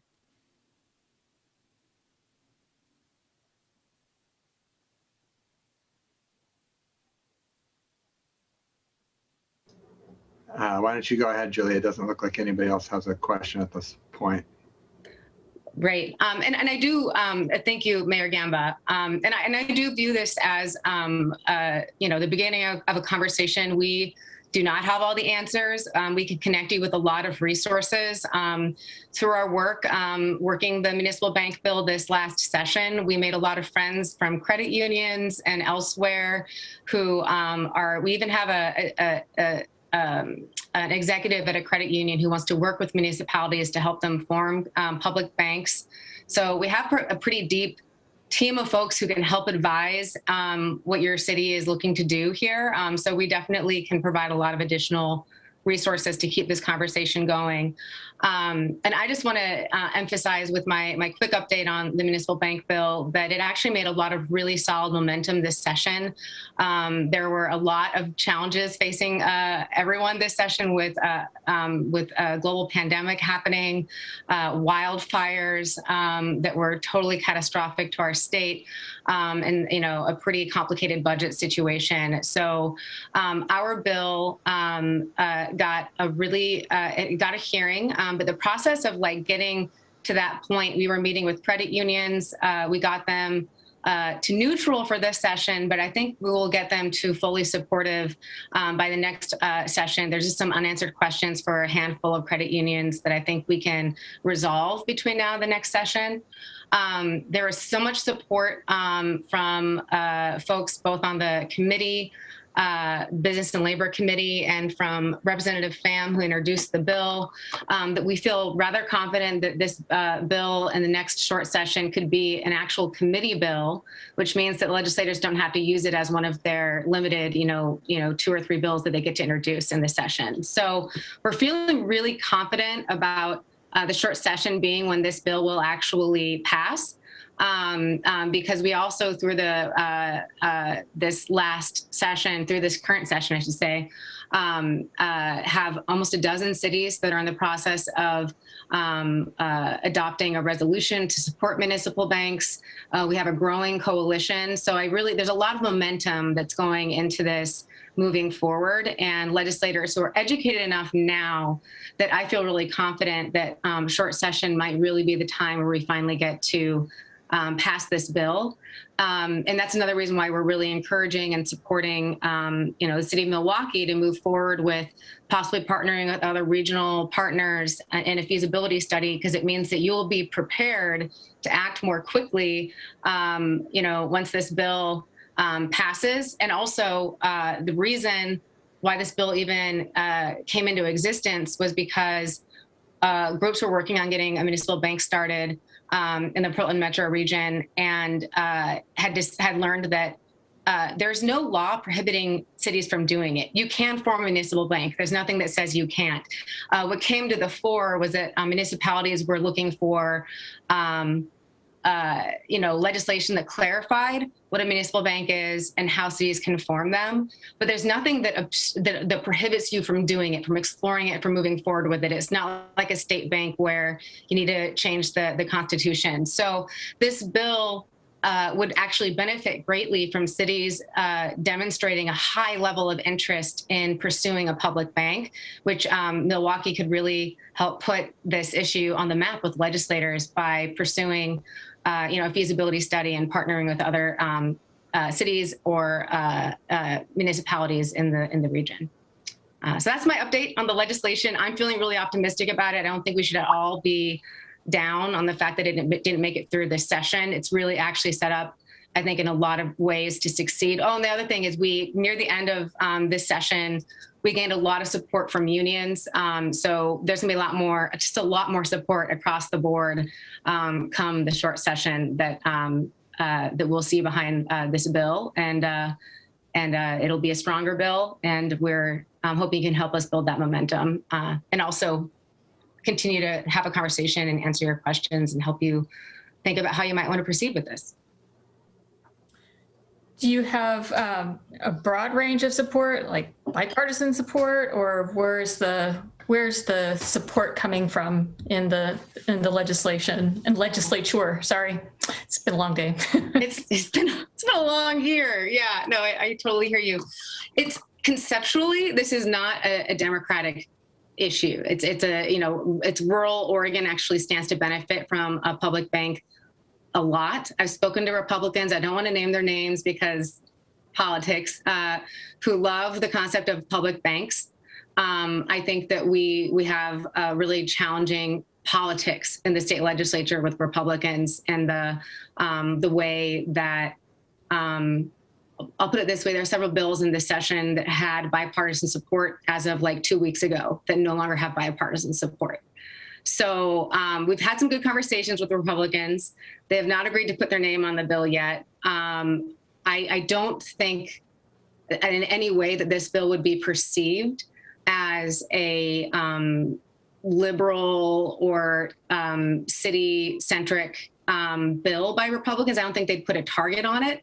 But I just think it's, we might get Republican sign-ons in the short session, but, I'm not an optimistic person when it comes to, there's no reason we shouldn't get them politically. Like, they should be supportive of this bill, but like the Oregon State Legislature is challenging. But with that, there is a broad amount of support. They're very moderate Democrats who vote and like conservatively, who actually really do love this bill. There's a lot of moderates, Brad Witt, Evans, a number of others that actually really like this bill. So that is heartening. And there's Republicans who may not put their name on it, who I think definitely aren't oppositional, but like, we'll see if we can actually get one of them to put their name on it.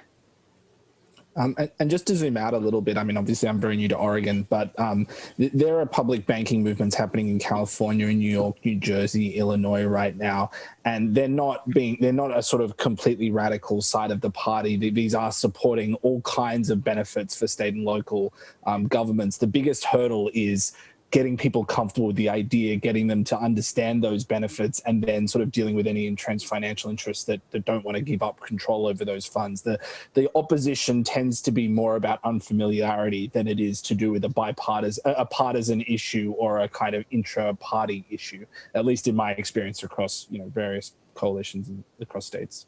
And I would say the city of Medford has elected officials that are interested in this, and I do think that Republican support might come from our work that we're going to do between now and the short session of getting cities passing these resolutions and Republican elected officials who are not legislators per se publicly supporting it. That might help get us some Republicans. And so that's the work that we're going to be doing to, if humanly possible, make this officially bipartisan. But you're aware of the challenges as much as we are. How close is San Diego? I know they are getting pretty close to launching a municipal bank. Yeah, well, there's also a big movement right now for what they call a Cal Bank, which would actually provide a lot of infrastructure for a lot of the local banks to actually piggyback off of. So there's actually a sort of statewide movement right now, but San Diego and LA and San Francisco have all got all sort of quite developed in their models and proposals. And that's something else that I think is worthy of mentioning at the state level. There is a lot of momentum toward a state bank in Oregon as well. It's just a heavier lift. It requires financing for one thing, and I think a tweak to the Constitution. So this is something that's just much easier to pass, and it doesn't obligate the state to actually do any funding. It's something that municipalities can do if they so choose. So yeah, I think that's all stuff that's like important to keep in mind. We don't view these concepts as in competition with each other in any way. They're additive and supportive. And I mentioned, I know you're interested in an infrastructure bank, but generally the bank model that we're talking about partners really well with local credit unions to help with their liquidity, to make it easier for them to lend to Black and Latino and women-owned businesses and things like that. So you can really help increase the lending capacity of community and credit union banks through the public bank model. And that's how you really create this beautiful resiliency and diversity within your economic system. And the Bank of North Dakota has done a really great job of that. They have some of the most diverse and healthy community and credit union options of any state in the union because they're so supported by that state bank. And regional banks can do the same thing at the regional level. Just one last thing. I have worked a fair bit with the federal legislators around the sort of federal framework for this, which provide, again, that additional layer of support and Federal Reserve access and things. And whether or not it ends up looking like a specific public bank model, there is very large scale public financial infrastructure reform on the horizon. It is a matter of kind of when and how, not if. And this is one of those examples where cities can really take the lead. There is a sort of thousand flowers blooming, and finding out the different models that suit people's needs locally most effectively is going to be what sort of sets the agenda for this larger movement. So we're seeing it sort of popping up all over the place, and I think Portland is a perfect place to sort of take leadership on this in its own way. All right, well, we are a little past our scheduled time, unless there's any other burning things that anyone needs to say. I just hope this is the beginning of a really good conversation. We can hook you up with a lot of resources, like that credit union executive who's interested in helping out. So just let us know what you need, and we're happy to help you out. Excellent. Thank you very much, all of you. Thank you. Thank you so much for taking the time. Thank you. All right. Does anybody need a break? Yes, Lisa needs a break. So let's take, is 5 minutes enough, Lisa? Okay, let's take a 5-minute break, and then we'll come back with the fiscal year audit report.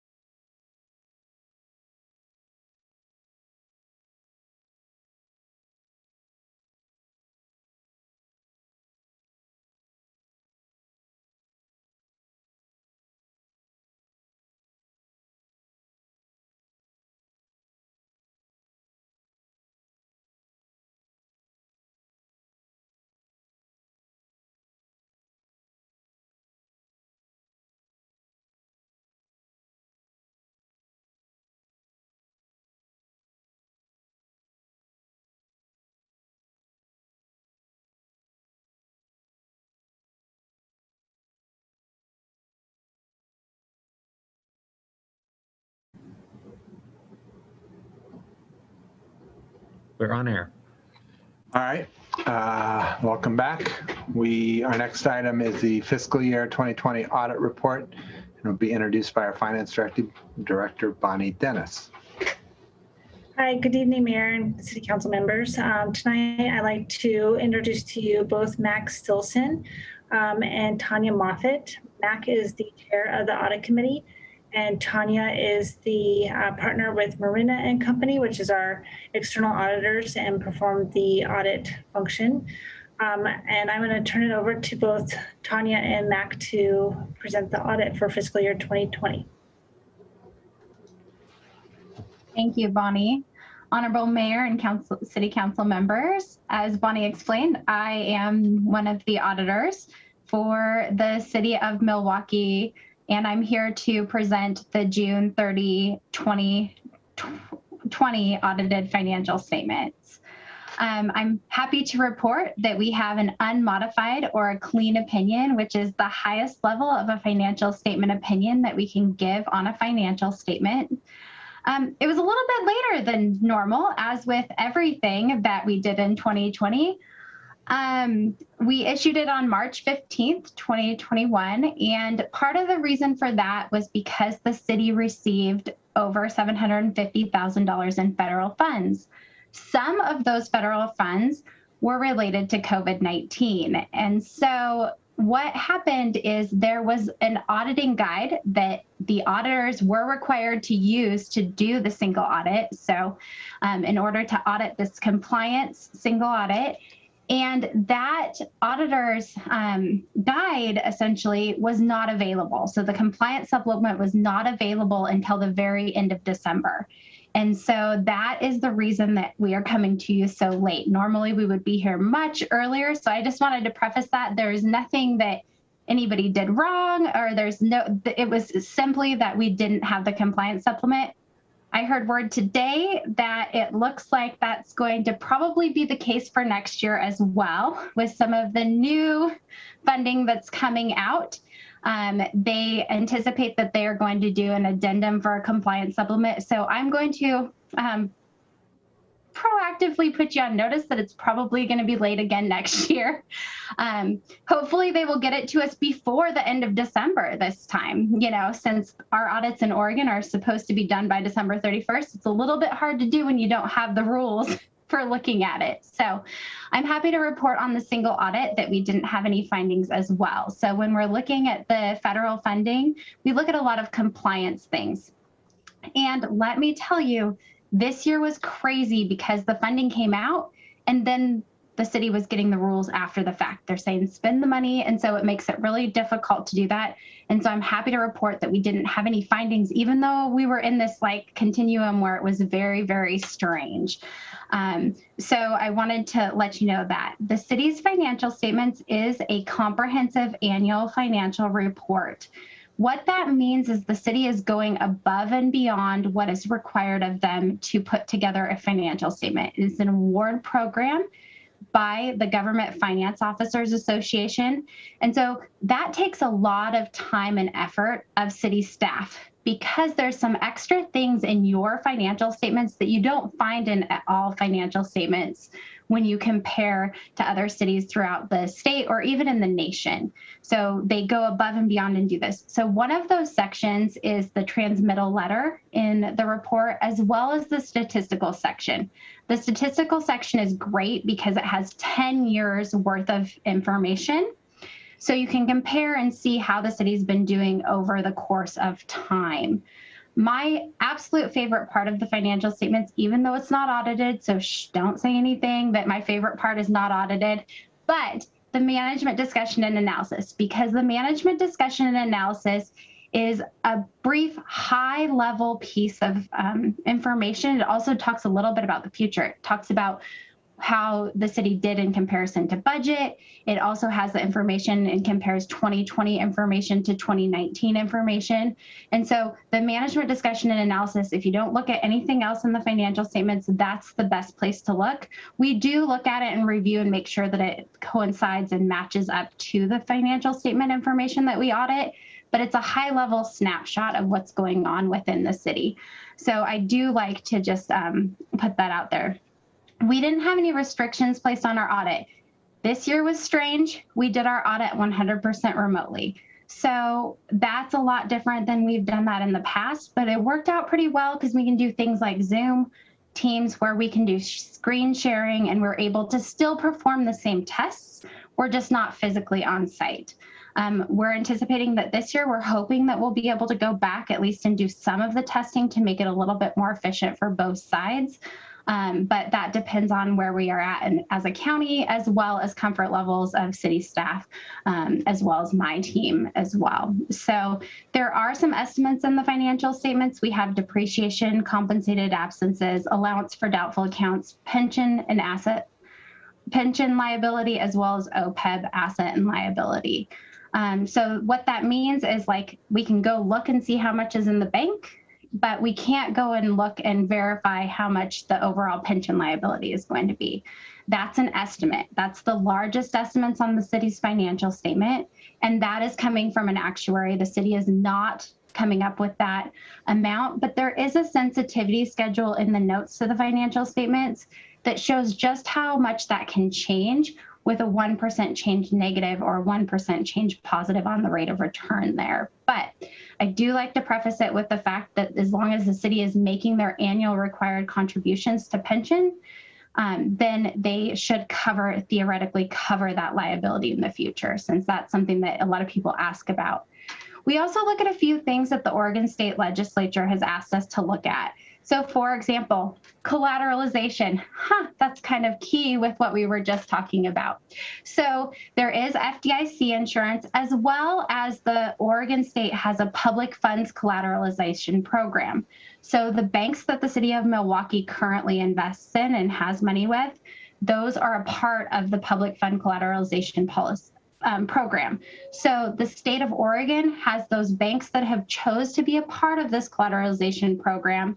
They go together and then they use that amount to collateralize the amounts that are in the bank that are above and beyond that $250,000 of federal funds. So that's one of the things we look at. We look to make sure that the public funds are safeguarded. If they weren't, because there are banks in Oregon that are not a part of that, we would notify you and let you know that there was a potential of a risk there. Some of the other things that we specifically look at are ORS 279, which is public purchasing, to ensure that the city is in compliance with those things. Oregon budget law, that everybody had an opportunity to come and talk at your budget committee meetings. Highway funds are the gas tax funds. So there's a lot of things that we look at specifically as Oregon municipal auditors. We only found one item that we noted for non-compliance, and that was one advertisement for a competitive bid on construction process. It wasn't the final step wasn't taken. And I mean, out of everything that happened in 2020, that's the only thing that we found that's very minor. And the city has corrective action, and they took action as soon as they identified that one particular item. But we tested more than one, and that was the only thing that we found. We tested other ORS 279 programs as well. So overall, it was a great audit, especially with the single audit, how much in federal funds that the city received and the way that those funds were coming out. And honestly, there were frequently asked questions, which were the rules that the cities are supposed to follow. They were changing on a monthly basis, even like a weekly basis sometimes.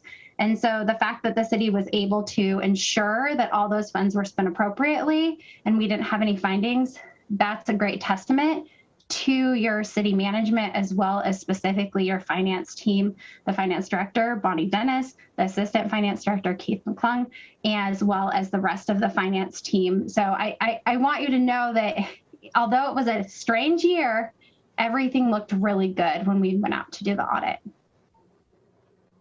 Mac, do you have anything you want to add?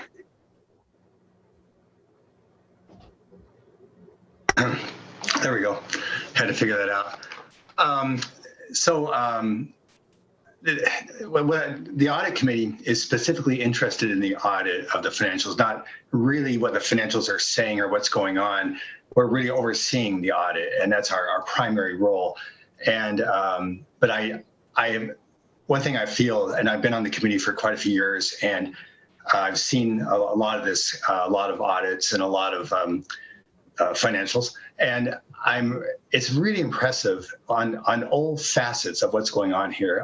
The financial team, like, Bonnie's the lead of that. You have the audit team with Tanya, the lead of that. It is a really well-oiled machine, and it runs really, really well. I think for any entity, whether it's a city or a private entity, you don't want your finances to be out of order. That is a really scary place to be out of order. And I think Milwaukee has a really high level of financial overseeing and financial stewardship. That's the word. And so I'm really impressed with what I see. Some quick kudos here. The team produces a really amazing document, the CAFR. It is very complete.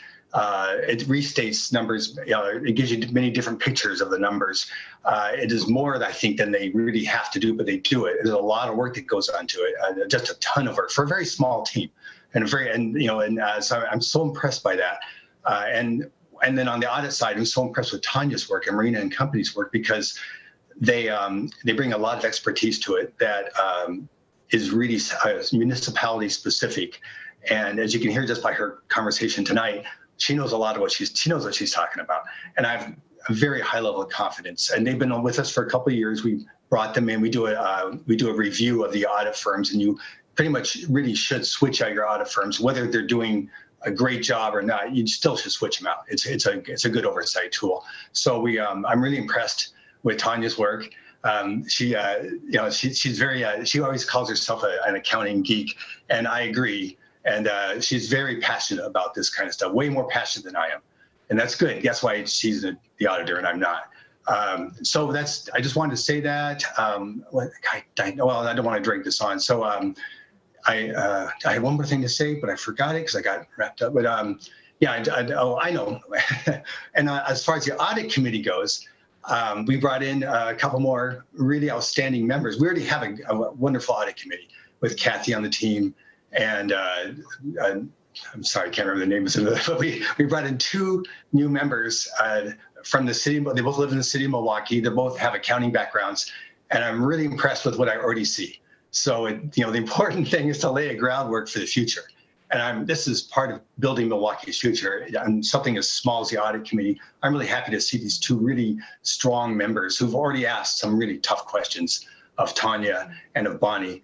And already, starting to throw some fastballs out there for you to catch. So that's, I'm very impressed. I like what I see. So, and that's all I have to say.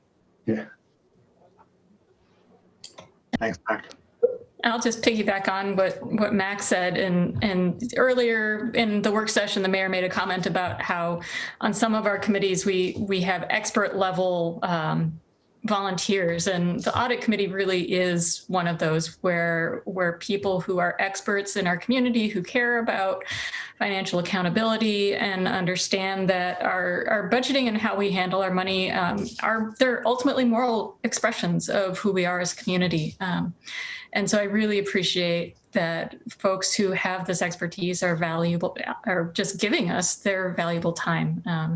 And thank you, Mac, for chairing the committee. It's always a delight to go to our meetings and just learn from all of you nerds, because this is not my background, but I really appreciate that it is all of yours.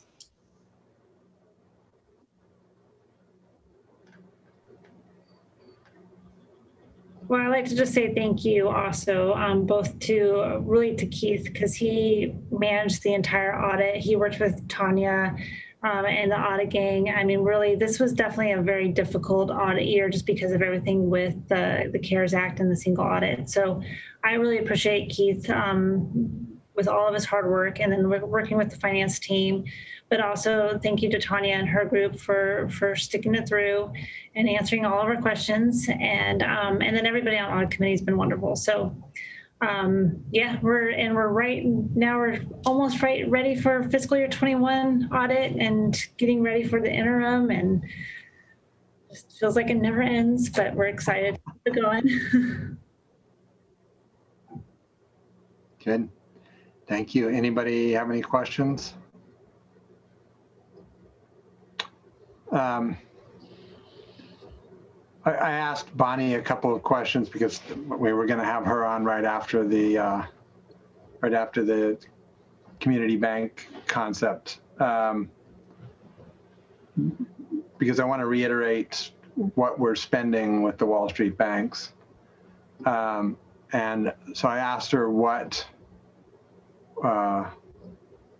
if she could lay out how much we are actually putting into concrete and how much we are spending to do that. And I asked for the library bond and the transportation, the SAFE bond. She also provided me with the City Hall bond. And the other piece I was interested in was looking forward at the next two tranches of the SAFE program. Because I think when it's all said and done, I think we're putting something like $56 million in concrete, in actual, infrastructure. And if I was recalling really rough estimates, it was almost that again in interest. But can you walk everybody through do you have that in front of you? I am pulling it up right now. So for the second tranche of the transportation bond, I was speaking with our financial advisor today, and he was estimating about the interest would be about 2 to 3%, which is similar to what we've seen actually with the City Hall the City Hall full faith and credit bond. But the total costs for the fees and commissions for the transportation bond would be about it'd be about 300,000, give or take. It just kind of really depends on a lot of different factors. But that's on the 21 million. Is that? So, and then the interest on that was 18,427,000. Yeah. Yeah. It was about $18 million for the transportation. And then, so total cost over the life of the debt would be 18,428,000. And that's with the current full faith and credit transportation bond. So to build $20,000 worth of concrete, we're spending almost twice that in the long run. So that's the point that I want to be super clear, because when we went through the first tranche, I almost backed out my support because of how much the funds were costing us. And this is why I'm so excited about the concept of the municipal bank.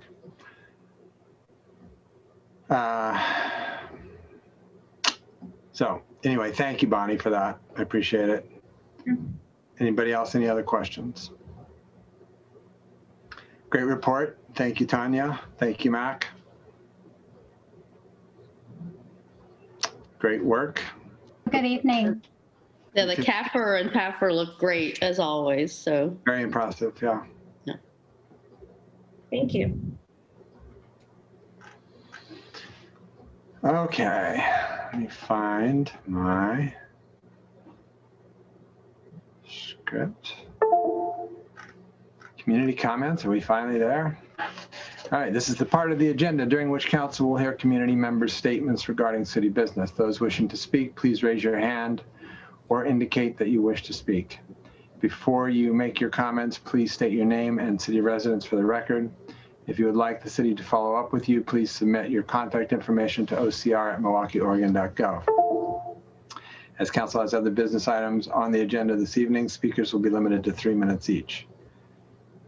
Because information provided during the community comments may be new, the city manager will respond at the next council meeting to those comments that require follow-up. Before we begin, is there a follow-up from the April 20th community comments, Ms. Ober? There is not, but the last time that we all met, it was actually the special meeting where we talked about funding from the state allocations that were coming through the Fed. And so Fed allocations that were coming through the state. I wanted to just give everyone an update that we have been working with State Senator Taylor, State Senator Jama. I did not realize, and I should have, that when we annexed the community college into the city, we actually slipped over into a new Senate district as well. So we have 2 senators who represent the city. And then Representative Power.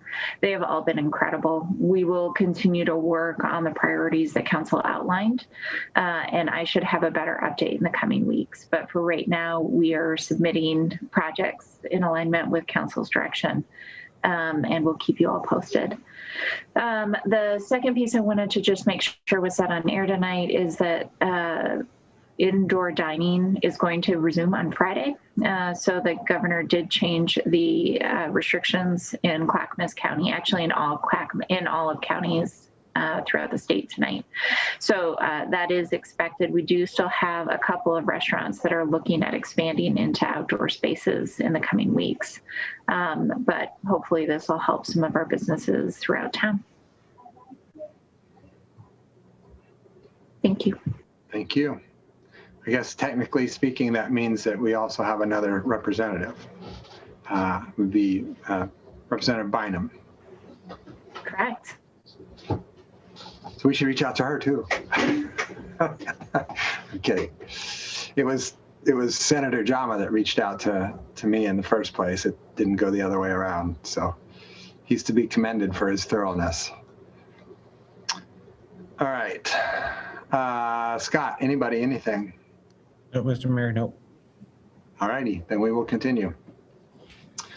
Tonight's consent agenda includes minutes of the City Council from April 6, 2021 work session, April 6, 2021 regular session, and the April 13th, 2021 study session. We have a resolution authorizing a purchase order not to exceed $200,000 with PetroCard to provide card lock and fuel services. And we have an Oregon Liquor Control Commission application for the American Legion Post 180 at 2146 Southeast Monroe Street for off-premise sales. Does any member of council wish to remove an item from the consent agenda? Seeing none, I would entertain a motion. I'll move to approve the consent agenda as written. A second. It's been moved and seconded to approve the consent agenda. All those in favor? Aye. Aye. Opposed? None heard. It passes unanimously. And we already passed the resolution, so skipping on. Legislative and regional policy issues discussion. Is Kelly still here? She is not. So this time is a chance for you all to talk. And I told her I would take notes tonight and make sure that I got them back to her if there were any changes. But for the majority of the work she and I have been doing this week, it was the update that I just provided. So trying to work with our state representative and our state senators around federal funding and trying to secure those dollars. And you're all receiving the updates from Thorn Run each week, I hope. Trying to forward those every time. Angel, do you want to use this time to talk about Clackamas County? Sure. I mean, I don't have any more information than what I already gave you. And so if you actually spoke with Sonia, I'd love to know if you have any more information. Otherwise, I will just be doing as much digging as I possibly can over the next however many hours I have before the business meeting Thursday morning. But I I literally just received a call about an hour before we went into work session from one of the pastors in Milwaukee who does lots of work with folks around town, including, lots of our nonprofits who are providing services to people, Love One and just to name one, who's a little bit concerned about that this is coming up for a vote. I think, Mark, Mayor, you just sent around the existing resolution and the old packet from the previous. Yeah, I mean, that was Rich Swift, the former housing director, have they hired? I don't believe they've actually hired his replacement yet. They have an interim. They have an interim. Anyhow, so if you have a chance to take a look at that, I mean, that'll give you a little bit of sort of context as of where it stood last October when it was renewed.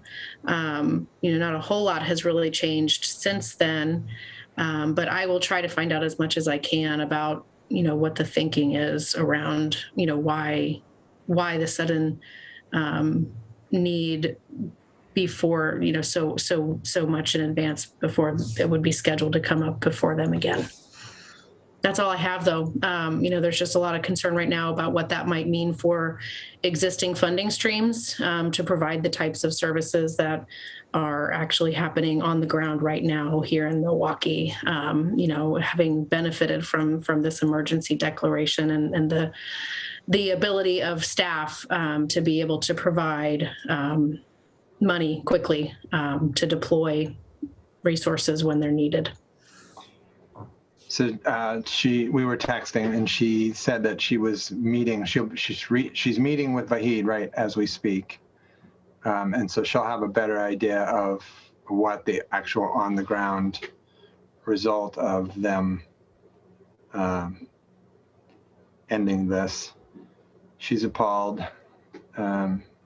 So I'm sure we'll learn more tomorrow. I'll forward everything I get right away. But I think we should be prepared to either send a testimony written or have somebody testify at their commission meeting on Thursday. And I'm going to reach out to several mayors in Clackamas County as well to let them know that this is happening. So if you can reach out to council contacts, I don't know. If you know people that Tootie actually listens to, that would be good. Well, I mean, I guess I don't have much of a relationship with Commissioner Savas, but I'm surprised, to hear that he's interested in rescinding this. I mean, he has said many times that he is very concerned about the houselessness being experienced, by folks here in the county. So. This is real life on the ground work that's being done right now to provide relief. Sorry, I just want to make sure. So they're voting on this on Thursday? Yes. Yes. C4 meets Thursday evening, so I was wondering about the timing there. Their business meetings are early in the morning. Yeah. And I will be getting my second dose of vaccine at that time, so I can't be the one to testify.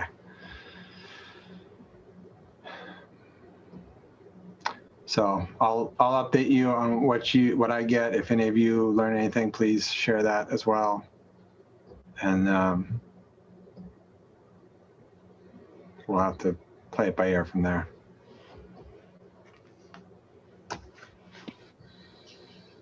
Going back to Salem, is there any news on Reach Code or the PGE stuff to share?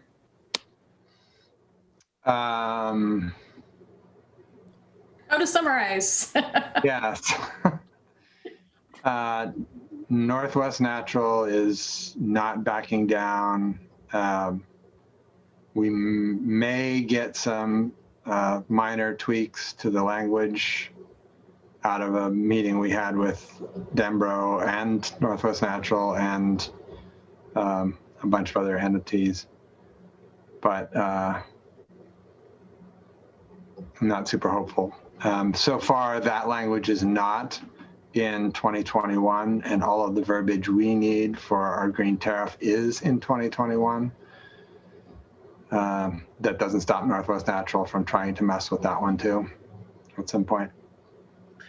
But both of those bills are still moving. It's just that stuff has happened in SB 784 that we're not real enthusiastic about. I think the Reach Code bill just hasn't been through the next step yet. Nothing's happening there. Yeah, they're both in Ways and Means. They both have a fiscal on them. Mm-hmm. So it's got to get out of Ways and Means to go to the floors. And don't forget that now the Senate is going to be reading all of its bills. So things are going to be real slow. Well, and if you saw in the Thorn Run, and it was in the paper too, the House did pass a firearms bill. Some good stuff, but not everything that was certainly proposed, and it's going back to the Senate.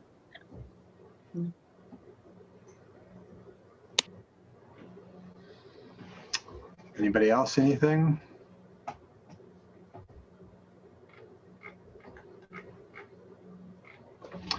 Any council reports otherwise? I should have had one for you, but I'm not prepared. So next time I can tell you there's just been a huge amount of stuff going on at JPACT, and the mayor and I both listened in on a congestion pricing study that was mentioned during the work session. It's 3 hours and it is intense, but it is really good. And I think a lot of it will not go over your head, actually. I don't think you have to be fluent in transportation walk to get where they're going with it. So I would recommend watching it once it becomes available. I would not recommend the transcript, even if Councilor Peterson says that it's available. There's also a lot of stuff starting to happen around the definition of mobility, which is something that sounds not very interesting, but it's actually really important for how we prioritize what gets funded in transportation projects. And if it goes well, it should open up opportunities for funding to maybe flow more readily toward active transportation and multimodal transportation more broadly. So that's something that I'm trying real hard to get smart on as fast as I can, but it's going to be a multi-year process. So you'll hear more about it, but know that it's starting to go, and I'll look at my notes and try and be better prepared to say something more intelligent the next time we have a council meeting. Well, and I think the way the feds have been operating thus far, if that big infrastructure package comes down, at least the conversations that I'm privy to, there will be funding for all modes, significant funding for all modes. Yeah, so it's well aligned for sure. Yeah. So we should be prepared to take advantage of that. Could save us a bunch of interest rates on bonds. All right, if there is nothing else, I would entertain a motion to adjourn. I move to adjourn. I'll second. It has been moved and seconded to adjourn. All those in favor? Aye. Opposed? None heard. We are adjourned.